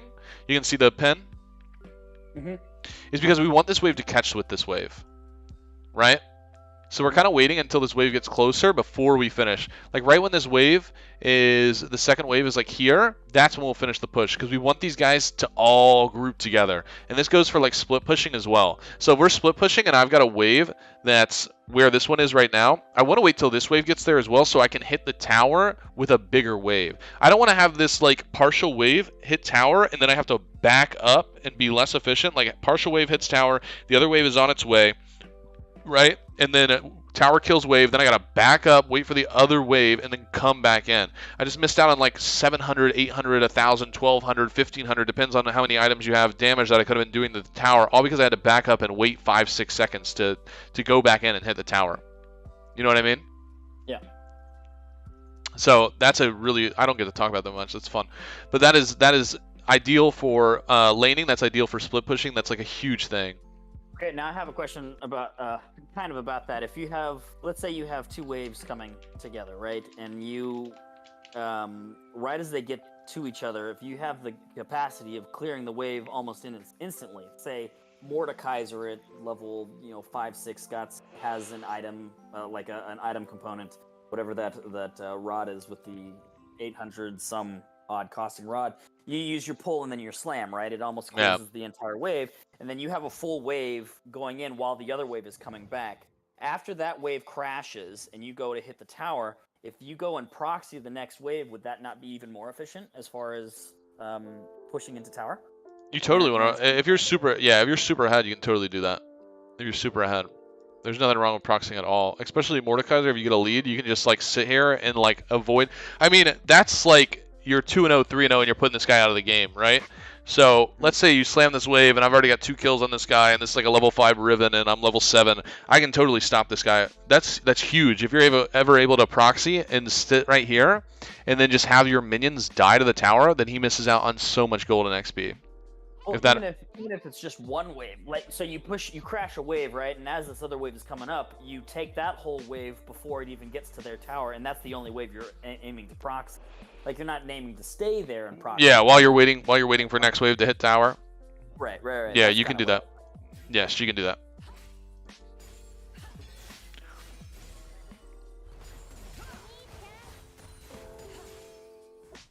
So this was good. I want you to get used to doing this as well. Putting like vision. So the vision that I want, this one's fine. This, or like you can like just walk to the rock and put it over the rock. As long as I can see where jungler is here. In this area. That's all I really care about is a ward right here. So not only obviously having that vision is super helpful for you, it's super helpful for your team, it's super helpful for your just everyone. Just to know where enemy jungler is, because if we know he's top side, then bot side might be able to go for an all-in play. Your jungler might be able to gank, or your jungler might be able to set up for a counter gank if he thinks that if this guy walks towards you, then your jungler can start working his way up. You know what I mean? So wards like that are super important, especially when we're not doing like a lot of the times I see people will just get crash the wave and then they'll just stand there back and forth and wait for the next or for the wave to push back out to them, which is just doing nothing on the map. We're just wasting time. There's always something that you're gonna be doing on the map. So we just walk down, we get that, and then we can walk back, and that's perfect. Or we can go for a recall, whatever we want to do, right? This play, I wanted you to move when he was here. So when we see him, once he walks past this bush, he's already committed. So we see him because we have a ward here. Once he walks past it, we should start posturing this way because we have ulti and he does not. You know what I mean? Okay, so the reason I was waiting for him, and maybe this is incorrect, which obviously it is because you know what you're saying. The reason I was waiting for him to come up further or closer was so that if I do posture towards him and I start running, because I'm level 7, he's level 5. He doesn't take this one, or he can't take this one, right? Yeah, he just loses. If I start moving towards the bush, he just turns around and runs away. And I mean, eventually I would chase or catch him, but I'm not going to chase him for this entire wave, right? So once he's out of the bush though, he's already committed. You Q and you Q him, and then you R him, and then how does he get away? Well, he would unless you use a flash. Posturing that direction because there's a whole wave. No, like if you back up just a little bit, can you back up when he just first enters the bush? Yeah, you don't do it when he first enters the bush. So right there, when he entered, if I start posturing, when would I? I suppose is a better question. Once he's past like that halfway mark, once he gets to the edge of the bush and he's still moving, like right there, then I would like be ready. I'd like walk down as if I'm queuing, like you are playing vision advantage. He doesn't think you have vision. So you posturing, if you walk right here, and you just start auditing this minion, he still thinks that you're like unaware. And then you just Q once he's in Q range, and then you ult him, and then you have the movement speed, and then he's screwed. You know what I mean? It's just a quicker time. So I mean, obviously we kill him anyways. It's just like the littlest thing that gives us a little bit more time. Yeah, I would have queued him there if I didn't mess up the parry. You're right, but I messed up the parry and he cured me. But I see what you're saying though.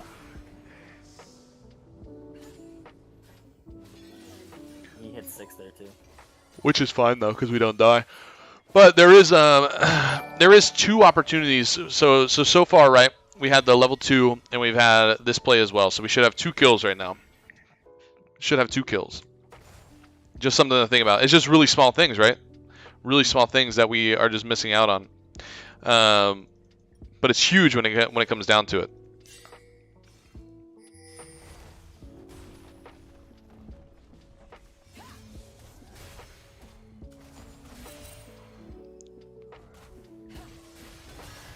Just win this. Yes. Also, if I'm gonna ult him, I should have ulted him. Yeah, we don't need to ult. Yeah, okay. As long as you know. You should always. Here's another thing. You should always start with ult. Always start with ult. Because even you finish the ulti, right? And then you continue the fight while you're healing in the circle. So in some cases, I use ult towards the end of a fight, like if somebody's running away, because I get some speed boosts to get to them. Like I'll Q ult so I can get some movement speed. I've done that before. Is that incorrect? No, you should. I mean, seriously, you should always start with ult. You never ult. Okay. I understand. You're saying that you're trying to chase him and use the movement speed. That's fine. Right. So the reason I didn't need, basically I didn't need ult to kill him, but he Yeah. runs away and I can't catch him unless I have a little extra movement speed. So I Q towards him. I don't hit the Q, but I am in range of an ult. I ult him. I get some movement speed, and then I can catch him essentially. But then That's the question is, why didn't we just ult when the fight started? Well, because I thought he would die, and I would win the fight without the ult. But you're right. But you always use ult first because that's just inherently how Fiora works. You get the 4 vitals, and then you keep fighting within your healing circle, and then you keep healing, and then it's impossible to lose. Yeah. So it's just bonus fighting power. This one, I think we were trying to trade a little bit too much. We just want to get wave, and then once we parry, oh yeah, you did Q too far. So, Yep. wasn't it too far? Yeah, you just overshot your Q. I remember this. So you'll see it now too, where you just Q way too far out. That's too far. Uh-huh. You gotta keep your movements really tight. Really tight. I swear to God, I've hit Qs further away than that. Oh, I know. I know. But when we're like, especially when we're hitting vitals and stuff like that, it's always best to stay as close as possible when we're trying to hit them, unless you're doing those max range Qs in laning phase. But in those situations, you just gotta know when to do your short Qs and when to do your long Qs. He also has Gauntlet there. I should have, before I started fighting that, I should have looked, because he has Gauntlet there. Yeah, we didn't press tab a lot this game. Pressing tab is super important. You want to know what your enemy has for items, right? Mm-hmm. Because if an enemy has like Bramble Vest or something like that, then you might lose. Well, you probably will lose. If this guy rushes Bramble, then you can't play the game. The only reason you're even able to play this game is because he doesn't go Bramble. If you go Bramble, you literally just have to suffer until you get Divine. And even then, it's a pain, but... So this was good. We started with ulti. This is good. But this is a good play regardless if we get the kill or not, because now he can't stay. So like when you start with ulti, even if they do get away, it doesn't matter. Because now you're full health and they're low health, and they have to decide, do I stay here and risk getting dove, or do I just recall and give up more plates, right? Like they have to make that decision. Then we just recall here, we just leave this wave.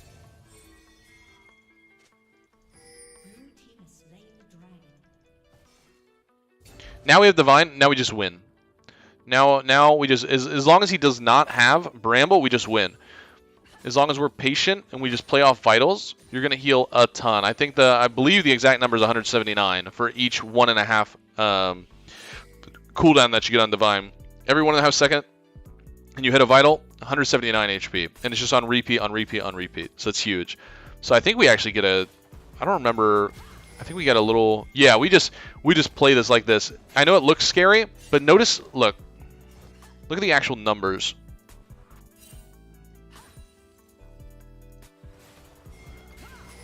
$212, 135, 199. So you see what I'm saying? How you just don't have to be afraid. You can just keep doing that. Just off vital, off vital, off vital, off vital, and that's what dancing is. That's the term of like when you're playing Fiora. This is dancing. This is dancing. And when you get really good at dancing, melee champs like Malphite just are so useless in a Fiora. This is where the game just is impossible for them, because I just keep moving, I keep posturing. So when I hit the top vital, I know the next one's going to be down here, so I use my movement speed to posture here. Then I dance back to the other side, and the other side, and the other side, and the other side, and the other side, and he just can't do enough damage to actually kill me. You know what I mean?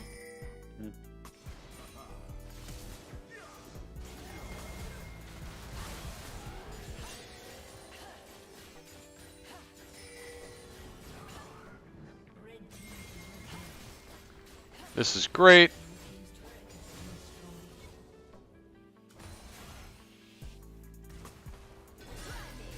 This is where this is one of my favorite plays of the game right here. Seeing the dance. So I probably could have run around a little more than just completely face tanking him there. Okay, here's where I died because I wasn't sure where the Annie was and I wasn't sure where to go. So this is just watching minimap, right? So we know this guy goes up. We see this guy go through here, and then we see Annie go through here. So what's going to be the best play? Would have been down, and Down. I didn't actually see Annie go there. I knew she was missing it, and I had a feeling that's where she was headed. If I had flashed, and actually I probably could have flashed. So right here when Nocturne he comes in, I Q here, and if I flash across that rock right there, I survive. An alternative would have been to flash into river from here, but I also stuttered a little bit. If I hadn't stuttered and been a little bit more deliberate about where I was going, I could have made it out of that. I do think that play is better just to flash. If you're gonna use flash, it's that way. If you don't want to use flash, you just go down and you should survive. Nobody ever expects you to just go down and then recall where they can't see you. You know what I mean? So I think it was just when we have vision, you see. So let's see what we see, right? This is what our vision. So we see Annie, and then we go over the wall, and then we see Annie walk. And it looks like she's going towards river. So that would have she's off vision now. She just went off vision when we're right here. So it looked like she was going river, which would just give me the green light to go run down. And you can also hug this, and they can't see it. So if you sit in here, it actually fog of war. They can't see you until they actually come all the way down. By the way, if you sit in that little gap. Even in another game, I don't know that I would have seen the Annie. I would have seen the Annie at the wave. I knew the Annie was at the wave and was at middle, but I would not have seen them move because it was a split second of her walking, and I was too busy watching the what I was doing to try to not die. Yep. So, but I mean, I had the right idea because when I was walking down, the reason I stuttered there was because I was gonna walk down and then around, but then I thought the Annie was gonna be there, which is why I hesitated. And I should have, I don't know. I need to make decisions before I start doing things.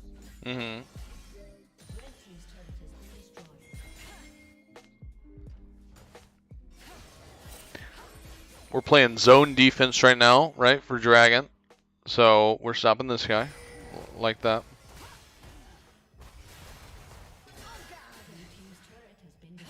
See how much better it would be to just start with ulti though there?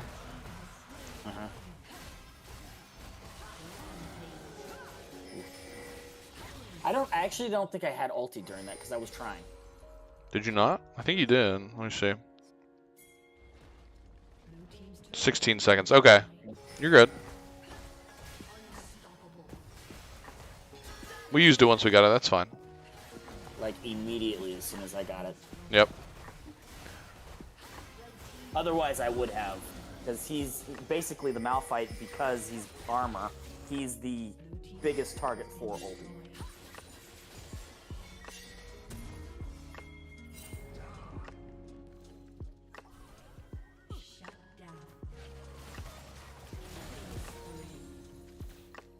So I want the initial, like the play that I want here is using Fiora's mobility to your advantage, right? So I want to see this play. I want to see you thinking ahead and walking around, cutting this fight off because you also have Zed here. You have the mobility. You got the wind drake. You're going to be super fast. I want to cut these guys off. I see a Nocturne with no mana. I know that he just can't use anything. I want to get around this and then show up behind them. You know what I mean? I was afraid my team was going to be dead by the time I ended up back there. Nah, you don't even. I wanted to come from the side, but You don't even think about that though. You just do it because if they push your team all the way up here, then you're still behind them. Right? So you just posture behind them. That's what I wanted to see in this play, was the posture behind the enemy. Because if they push, they have to kill our teammates, they have to walk all the way into tower. So now they're just all going to die to you anyway. You're going to get a triple kill. I like triple kills, you know? Yeah. You also had mentioned that it's my job, and this was during the game at a dragon fight. It's my job to fight the fight front to back because Malphite and I have ult. Yeah, but where's Malphite here? He's on your mini. You can see him on map that he's top and he's pushing wave. Right. So when there's not a tank in the front, then my Yeah. job is to go from back to front. Uh-huh. He's just too big. He's a super tank, and you got 3 assassins essentially. You got Diana and Zed. They just don't do any damage to him. So this is just one of those unfortunate games where we have to play proper, right? And this was good. This is what I liked a lot too. We want to move on this. You always want to be thinking about the next play. I've got a wave up here, and I want to go get that tower next. So these are good macro decisions. We're making smart plays because we're not going to get the tower. We're not going to dive the Malphite. There's no point in doing this.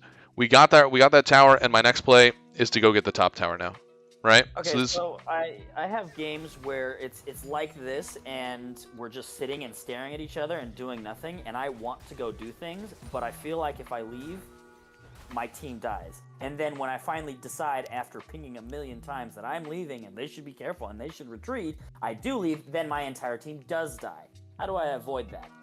You don't. You just go. You play the game the right way. You don't adapt to bad habits. You play the game proper. Always play the game proper. You cannot control your teammates. All you can do is ping. You can spam ping. You can spam ping and that's it. You can spam ping danger and go do what's the right play, and that's it. And if they decide to just stand there for 15 seconds and die for free, you can't do that. You can't mind control your teammates and fix that. All you can do is go and make the next play. At least if they all die mid, at least you went and got another 650 gold for your team from getting the top tower, even if though they all died mid, right? True. At least you're counterbalancing the gold deficit from them all dying. But there's just nothing you can do, you know what I mean? You just can't mind control them. It's still a team game. You still got 4 other people on your team. And if they decide to make the wrong play, I mean, it's not your job to fix your teammates. Your job is to do your job as Fiora and to keep the pressure on enemy. Right? Mm-hmm.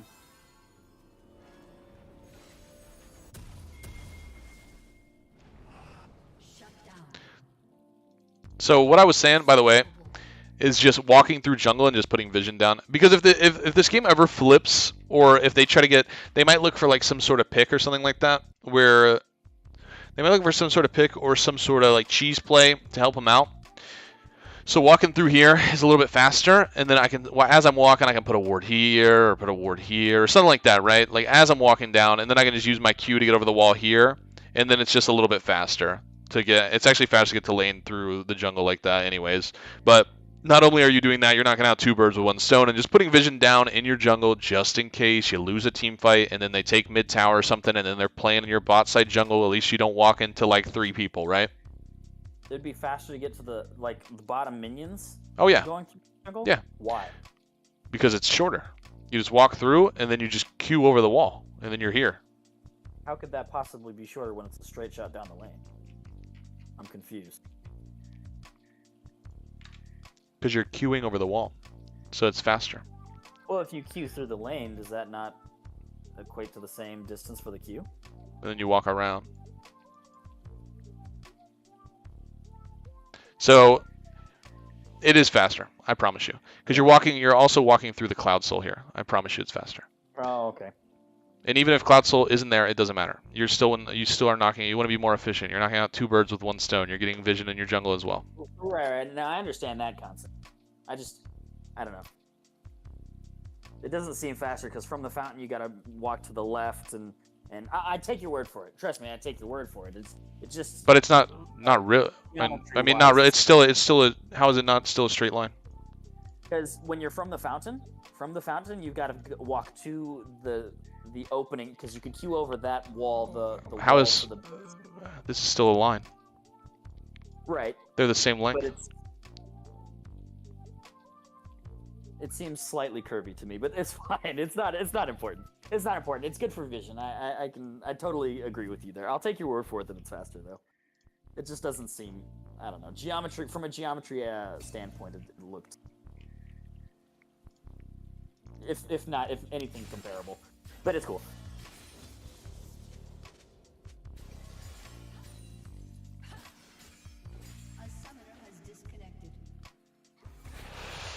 Okay, so here We're just walking up to check for red buff and then staying here. We don't really care about the 2 and 8 Annie.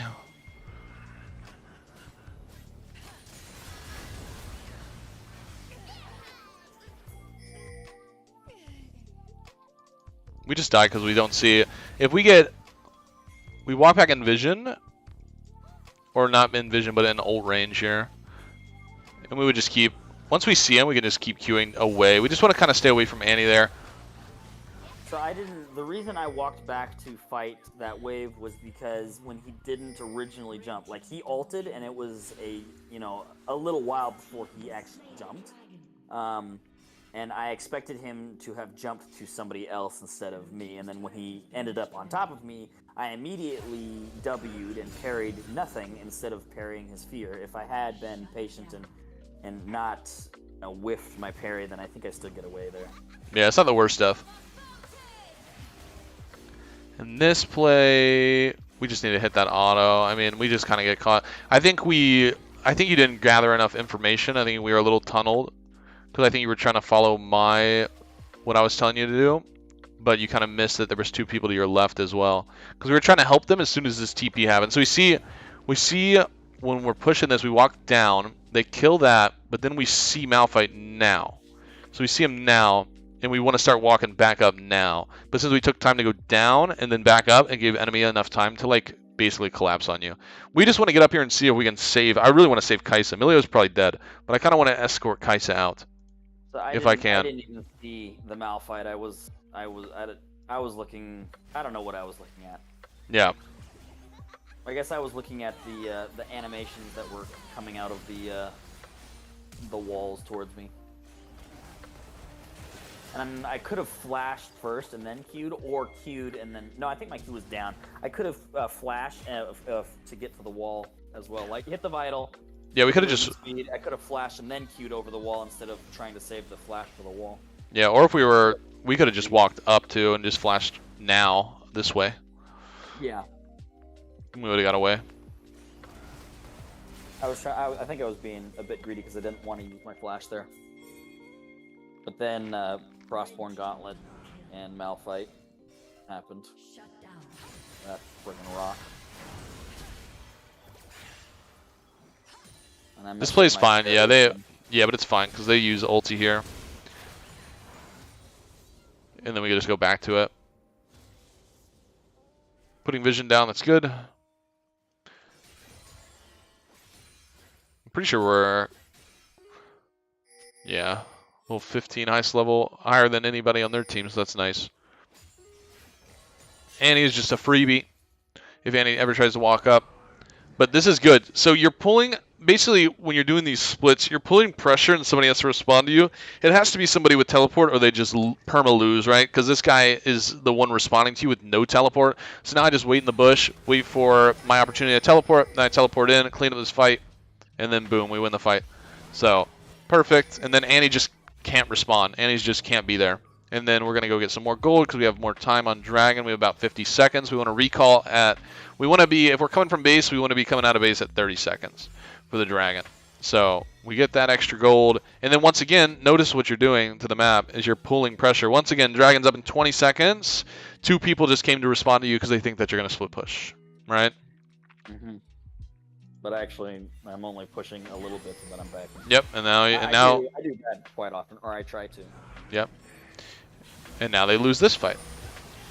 Now we get the Dragon because of that. We get the Dragon. Yeah, this fight's just a little weird because we went over the wall. I think that once you already committed to the flank, so the flank was fine if you wanted to go for Lux, but you get out anyways, so it really doesn't matter. But once you go around, I don't mind this. He flashes in and does all that. Once you're already here, I would go for the easiest target, which is just Lux, instead of coming back in, because this fight is over already. Diana and Zed are dead, and these guys are just getting out of there. But like I said, you get out, so it doesn't really matter. Even if you get that kill on Lux, might not even work out very well, to be honest. You could probably just go and push that wave, but this is fine. We just do some trading, and we hold this off, which is good. The wave is all the way down here, so they're wasting time anyways. Just something to think about as well is that they can't really do anything with this tower. We do kind of have to chunk Tibbers down a bit, but the wave is all the way down here, so they can't really get the tower anyways. But we survived, so that's good. Do you think they could, if there was nobody there, like neither myself nor Emilio, would they just 4-man dive the tower for the tower? Would they be able to take the tower as 4 or no?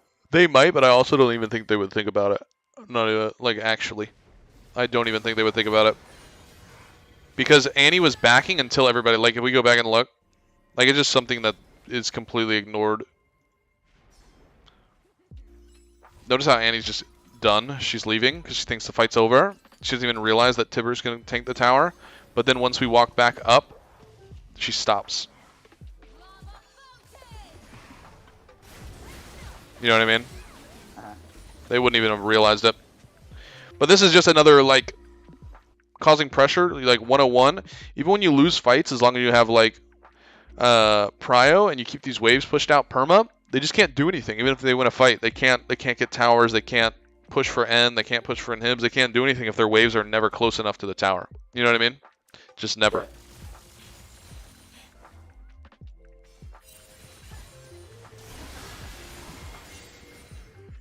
Finally, a good parry.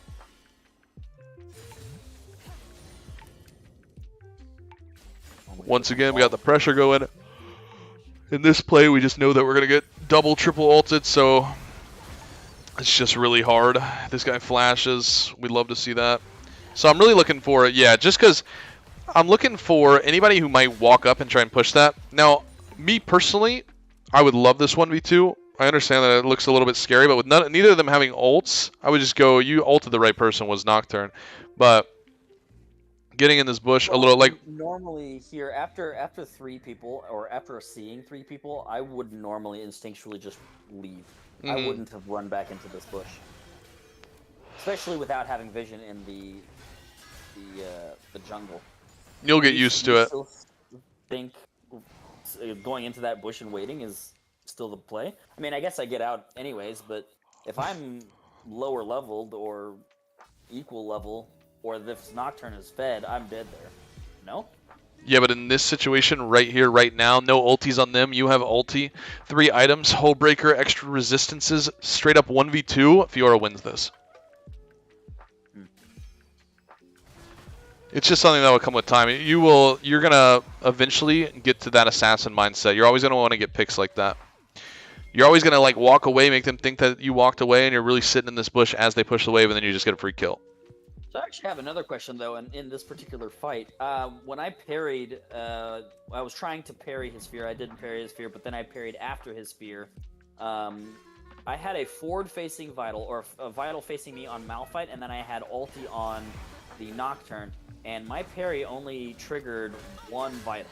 Does the skill only? The parry's just gonna. The parry's a stab. Yeah, it only hits one. Yeah, it only hits one. Still proc a Vital. It can't hit more than 1 Vital. Yeah, it only hits 1. It's a stab, right? So it's just 1. It's a spell. Well, but it's AoE damage. That's why I was thinking maybe it would hit multiple Vitals. AoE damage? It does damage to both of them, right? Like if you were to use it on a wave, it does damage to the entire wave. No? Not the champions. It only does damage to 1. Yeah. Oh, that's interesting. Is there a priority for it? Is it just the closest? For parry, it's just whoever's in front, whoever gets stabbed first. Whoever it hits first, whoever's in front. For champions, it's only gonna hit 1 target.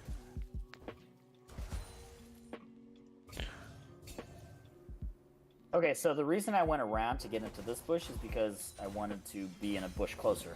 Is that it was just too slow, I guess, or? Nah, it's fine. I just wanted to go for it because when I see 3-item Fiora just wins every single 1v1. So once again, just looking for any 1v1 pick opportunity that we could get.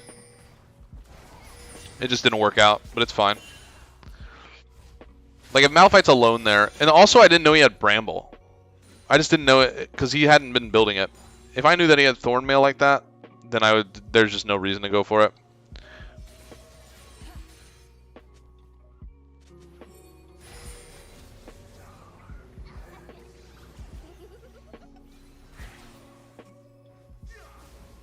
So here we just get this, we ignore.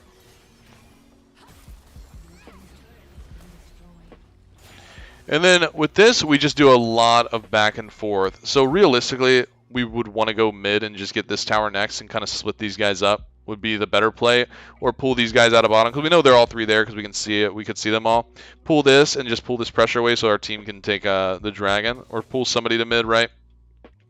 But in this play, the thing was is that we just wanted to go for it faster. That's all it was. We were just doing a lot of posturing and no fighting. So anytime that Annie uses her stun is a time to look to go. So she's going to use an ability right here. And this is when I want to look for Annie. Just ignore the Malphite, regardless. Basically, yeah, because he's just not going to do damage to you. He's just not. So I would literally just walk into her and just ult her at that moment. Okay. When she doesn't have stun up.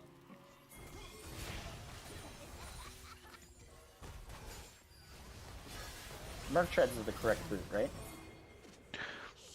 For this game, yeah.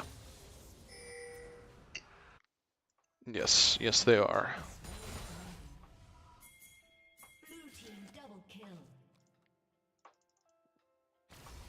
Back to the split.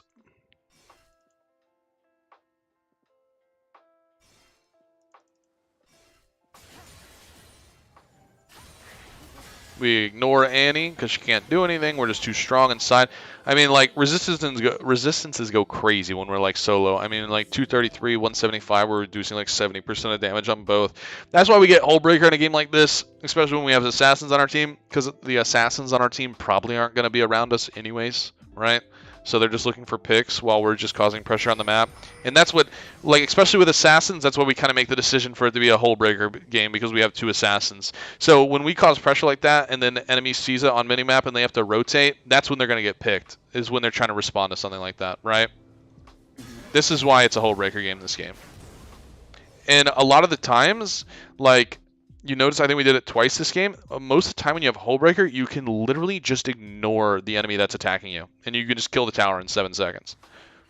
And then you can kill him afterwards.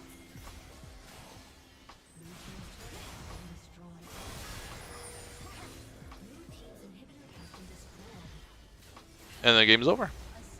GG. So we had a decent amount of micro mistakes, but macro-wise was not that bad at all. So at this point, I am going to fill out some paperwork, some things I think we should work on, and I'll give you a second to think of any questions. So I'm going to go quiet for a second and type this out, and then afterwards we can you can ask me questions, okay? Okay. Do you want me to wait with the questions, or? Yeah.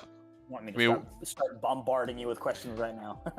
I mean, if you have them, yeah, go ahead. Actually, if you have them, we could start with that instead. Well, either way, whichever one you want to do. No, that's fine. That's fine. We can do that.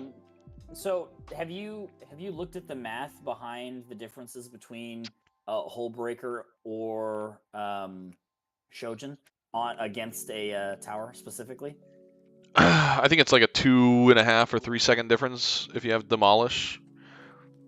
It's like you can do the tower about 2 or 3 seconds faster with Hullbreaker. But the thing with Hullbreaker is that Hullbreaker's value is like insane when you're alone. I think the item costs what, like 28 or 2,900, and then when you're alone, the actual gold value is around like 4,000 gold.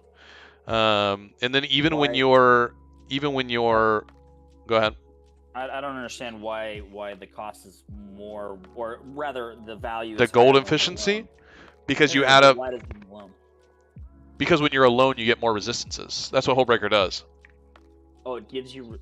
Okay, I don't actually know what Hullbreaker does. So, while no allied champions are nearby, you gain armor and magic resist, and attacks deal increased damage to towers. Nearby large minions gain armor and magic resist and increased damage to towers. Boarding party resistance decay over 3 seconds when an ally gets too close. So you get a huge jump in MR and armor when you're alone. So you get really tanky. I did not know that. So you're adding up the gold value of like how much a null magic mantle costs, which is 450, and then you add up like some cloth armors that you're getting. So that's where the gold efficiency comes from. But the thing about Hullbreaker is it's actually still, even just the 50 attack damage and 400 health, still has like 2800 gold efficiency. So it's like even when you're with allies, it's barely less than an item, like maybe 5% less gold efficiency. But when you're away, you're getting like this 30-40% gold efficiency increase, not to mention the actual completed item that gives you the passive mythic passive bonus as well, right? Okay. So, and you get how much bonus resistance is this? It's a percentage. So when you can check and see. So that's why you get, like, when you're going to go Hullbreaker, you go Death Dance and Maul. So I think it's like, I don't know, it's like 20 or 30% extra or something like that. Somewhere around that number. So getting more resistances with this build just makes you, once you get Maul, like this is literally like Exodia build and split. Like nobody, once you had Maul, if you ever got Maul in this game, you could probably 1v3 or 1v4 with that build if you were alone. I did not know that the percentage was increased. I thought it was just like I was looking at the stats and then I read that it did more damage against structures, but I did not know it gave you bonus resistance and armor. Oh yeah. You just gotta be able to pick and choose what game is gonna be for. Spirit Shojin is really cool if you're like 3-0 or 4-0, but it's just like one of those things where you're basically you're investing in yourself. You're like, okay, I'm gonna go Spirit Shojin, but if I start dying, I'm gonna be useless. You know what I mean? I'm gonna have a tough game if I start dying after I get Shojin if I'm like 5-0 or something like that. That's the only thing. I just love being able to queue around the map constantly because if you do have Spirit Shojin with all the cooldown, it's literally a 1-second queue. Cooldown. Oh yeah. It's crazy. But still, even without it, it's not, I mean, when you're full max and you're 3 items in, it's still only like 2 seconds though. So it doesn't change it. It doesn't change too much, but I understand what you mean. It is fun for snowballing. Really good for snowballing.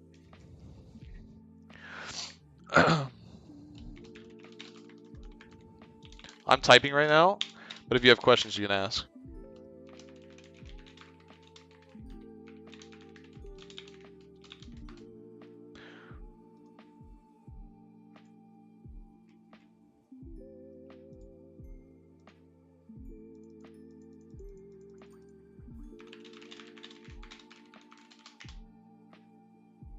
Or maybe, let's see.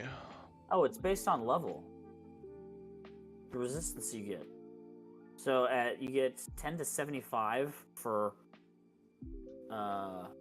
melee, armor, and magic resistance depending on level, and then 20% basic damage against structures. Now, is basic damage? That's not your skills. That's just your regular attacks. Base damage is just the damage that your champion has in total, like without items. Basic, not a basic attack, not just an auto attack.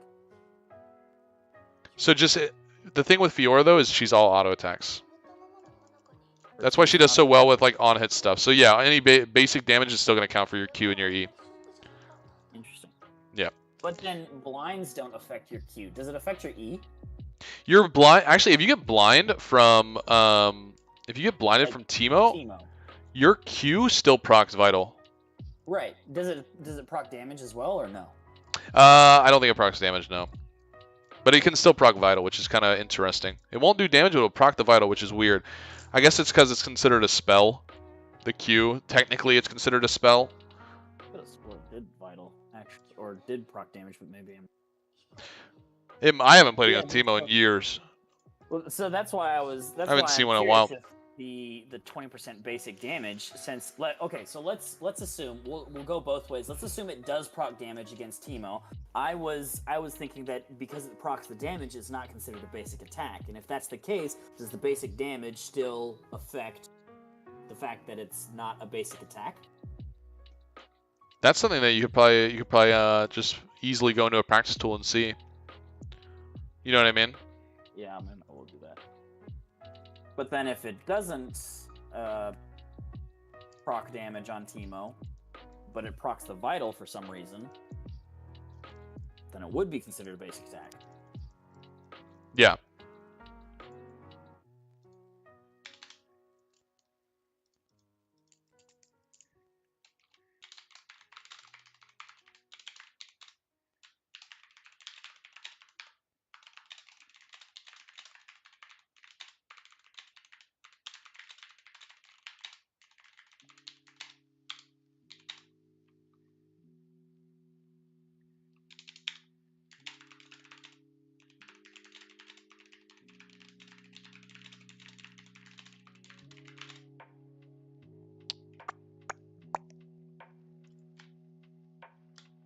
I'm just typing now, so if you have questions, you can ask them while I'm typing it. For the builds, when do you like to go the adaptive force over attack speed or vice versa? Like in that particular game, I had double adaptive force, but I think you actually originally said that I should have been attack speed. So when would you do or choose which, and what was the reason for choosing? So you go to double adaptive if you have alacrity. Oh, okay. Yeah. The alacrity gives you the attack. Gives you, yeah. But with your build, since you go with the sorcery, you're probably going to take attack speed every time. But I usually don't. I usually always have alacrity. Because it's just scaling attack speed, and I like getting off my autos faster, especially when I ult. I want to hit those 4s as fast as I can. Okay.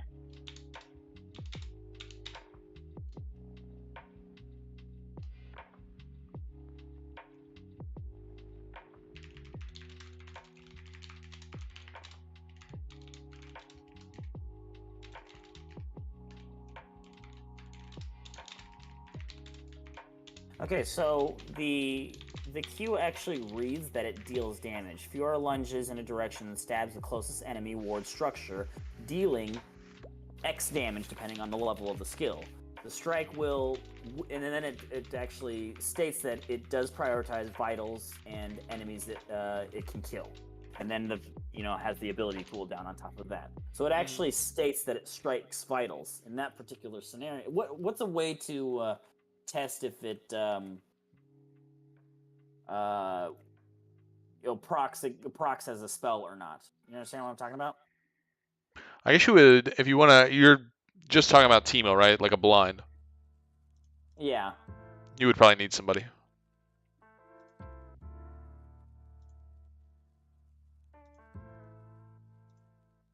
Okay, so it does against the tower. My basic attacks do 19. This is without items.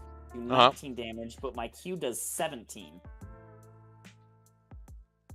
That's against with no items. If I were to add Hole Breaker to it,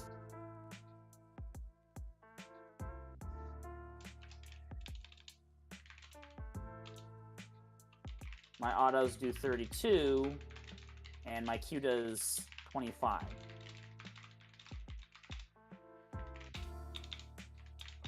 Well, you're in so you're in training to let the game go for a bit. Like get Hole Breaker, but let the game go past 5 minutes so that the extra armor drops off. Oh, I should have gone to the bot tower. Because for the first 5 minutes, the towers have like that super increased armor. Except the bot tower doesn't, right? Yeah, my bot tower is taking.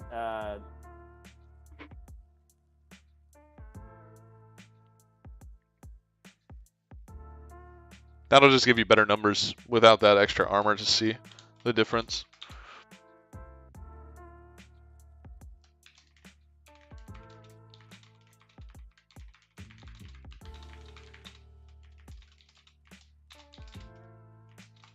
With each plate that falls, does a tower gain armor? Yeah. Interesting.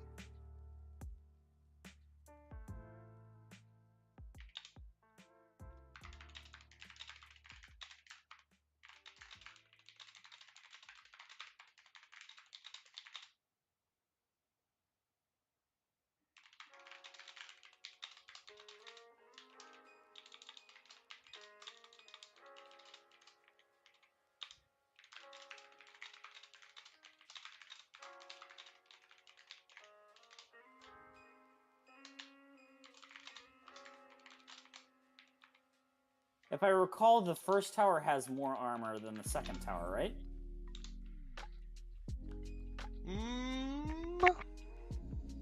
I think after pretty sure after plating falls off, like after the 15 minutes, I believe they're the same. I'd have to check.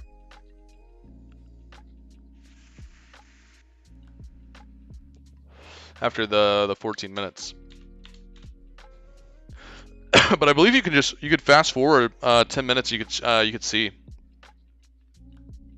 You can make it fast forward time. Yeah. Oh. If you go on the very first like interface, it should say fast forward 10 minutes. all the way at the bottom. You're right. Look at that.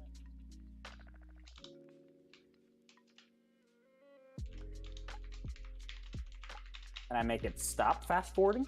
Nah, I don't know why it does. I wish it would just like skip, but you just have to sit there and wait.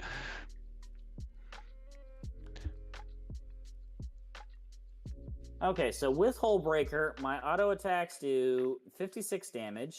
My Q does 45 damage. Okay. If I... That gives me 50...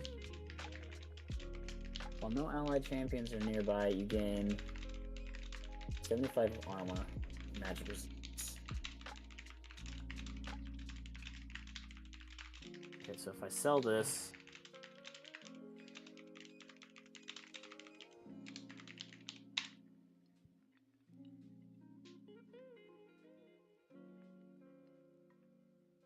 I said it was 45 with Hull Breaker, right? I think so, yeah.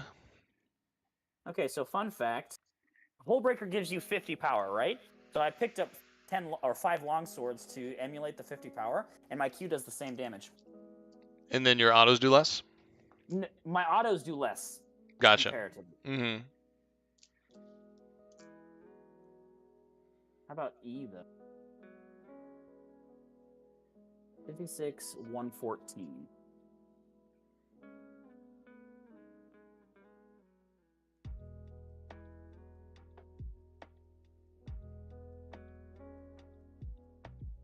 Okay, my E does do less damage though. So both of the attacks on the E would be considered auto attacks. Gotcha. So it's just the Q then. It's just the Q. Yeah. Well, that would make sense. Well, then that would make sense. Then. So the Q will. So you just solved it then. Q will do damage and hit vital through a blind. There you go. We didn't have the training tool back in the day, by the way. Back in my day. It's a fun little. No, it's nice. It actually is nice to have. Yeah, I typically come in like before I start playing, and I'll bounce around some dummies. Yeah. Which I did not do this time around, because we kind of just jumped into it. Like I said, I probably should have been playing some games prior to starting, but RuneScape became a thing and distracts me. But yeah, that's kind of cool. Oh, you know what else I wanted to check though?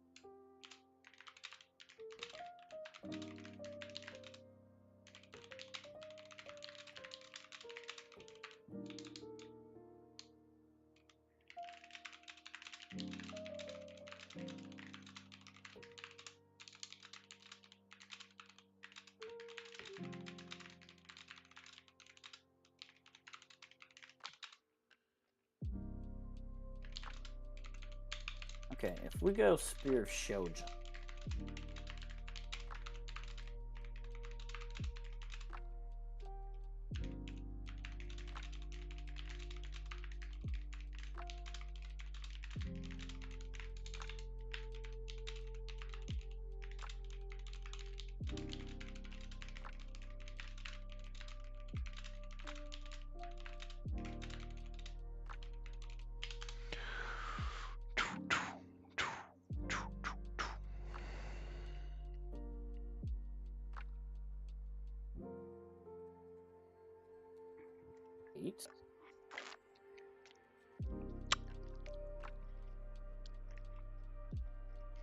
Sure.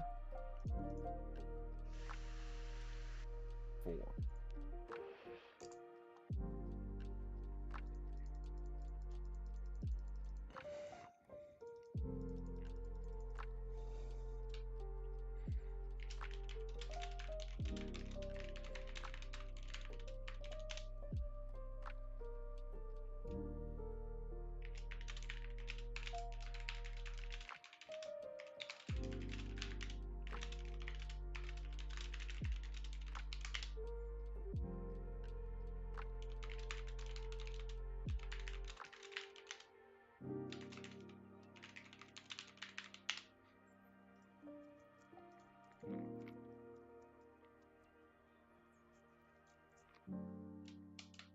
Okay, now Shojin does more cooldown based on how much cooldown you have, though, right? Like ability haste. Hold on, I was typing. Say that again. A Spear of Shojin gives you more value based on how much ability haste you already have. Yeah. Actually, I think it's AD. I think it's your AD. Oh, how much attack damage you. Yeah. That's why you kind of wait and Right, you always right, get it right, like right. third item. Your non-ultimate spell gains ability haste based off of 8 plus 8% bonus AD. Reduced to 4 plus 4% bonus ability haste for immobilizing spells. What counts as an immobilizing spell? Parry? Yes, Does it that count? does, which kind of sucks. It's because parry is like parry does count, but I feel like it shouldn't. Does the slow, like your E, does that Yeah. count? No, it does. towards- Yeah, so the E doesn't, but the W does, Okay. which is weird. Okay, so if we do.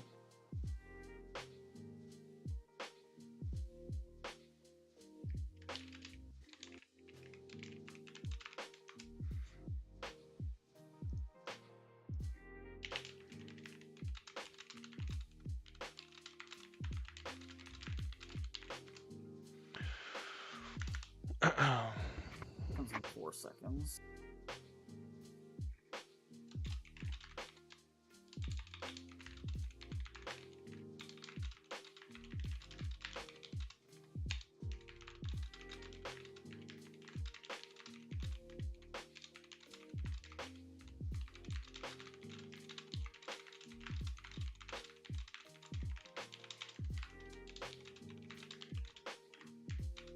It's about a 1.5 difference, Spear of Shojin compared to Hullbreaker.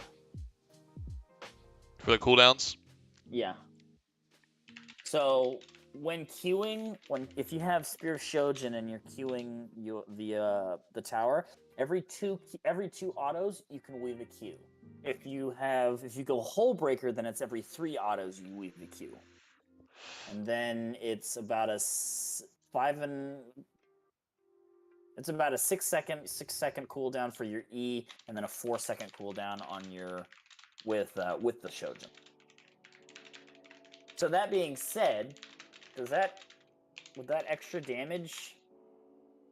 Because you get a lot of extra damage from your E's and your Q's on tower. That's half the reason why you can shred a tower as quickly as you can, right?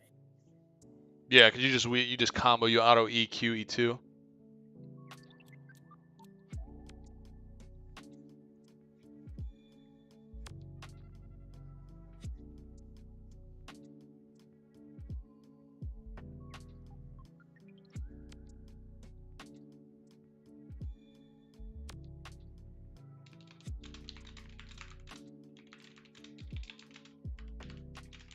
Hullbreaker.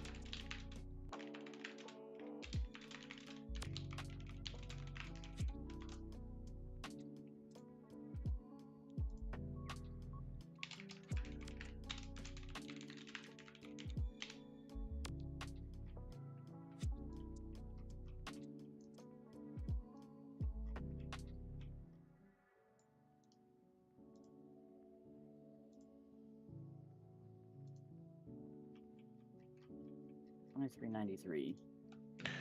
All right, I just sent you a wall of text, and I have that saved as well. I have to start streaming in 30 minutes, so I need to get ready. Do you have any other questions for me? I might eventually have some questions. Yeah, you I can. might just shoot some text, but Yeah, you can DM me. No problem. Cool. All right, brother. All right. GG's. Oh, go ahead. Yes, sir. Thanks, I appreciate it. It was a lot of fun. It was awesome.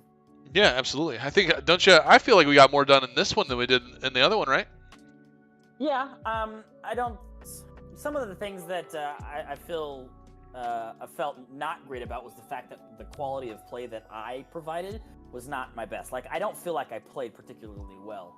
Specifically, the micros. Now, the macros were better, but that was also largely due to the fact that you were there kind of telling me what to do in certain scenarios, But I felt like almost every parry I did was trash, with the exception of 2. I did one slide parry into Annie that was kind of sick, but when we looked at the other ones, I felt like I played significantly better. And when I play better, but I still lose, those are the type of games that I'm like, okay, what could I have done different? Does that make sense? That's Yeah, why I but felt like I got so much out of the other one.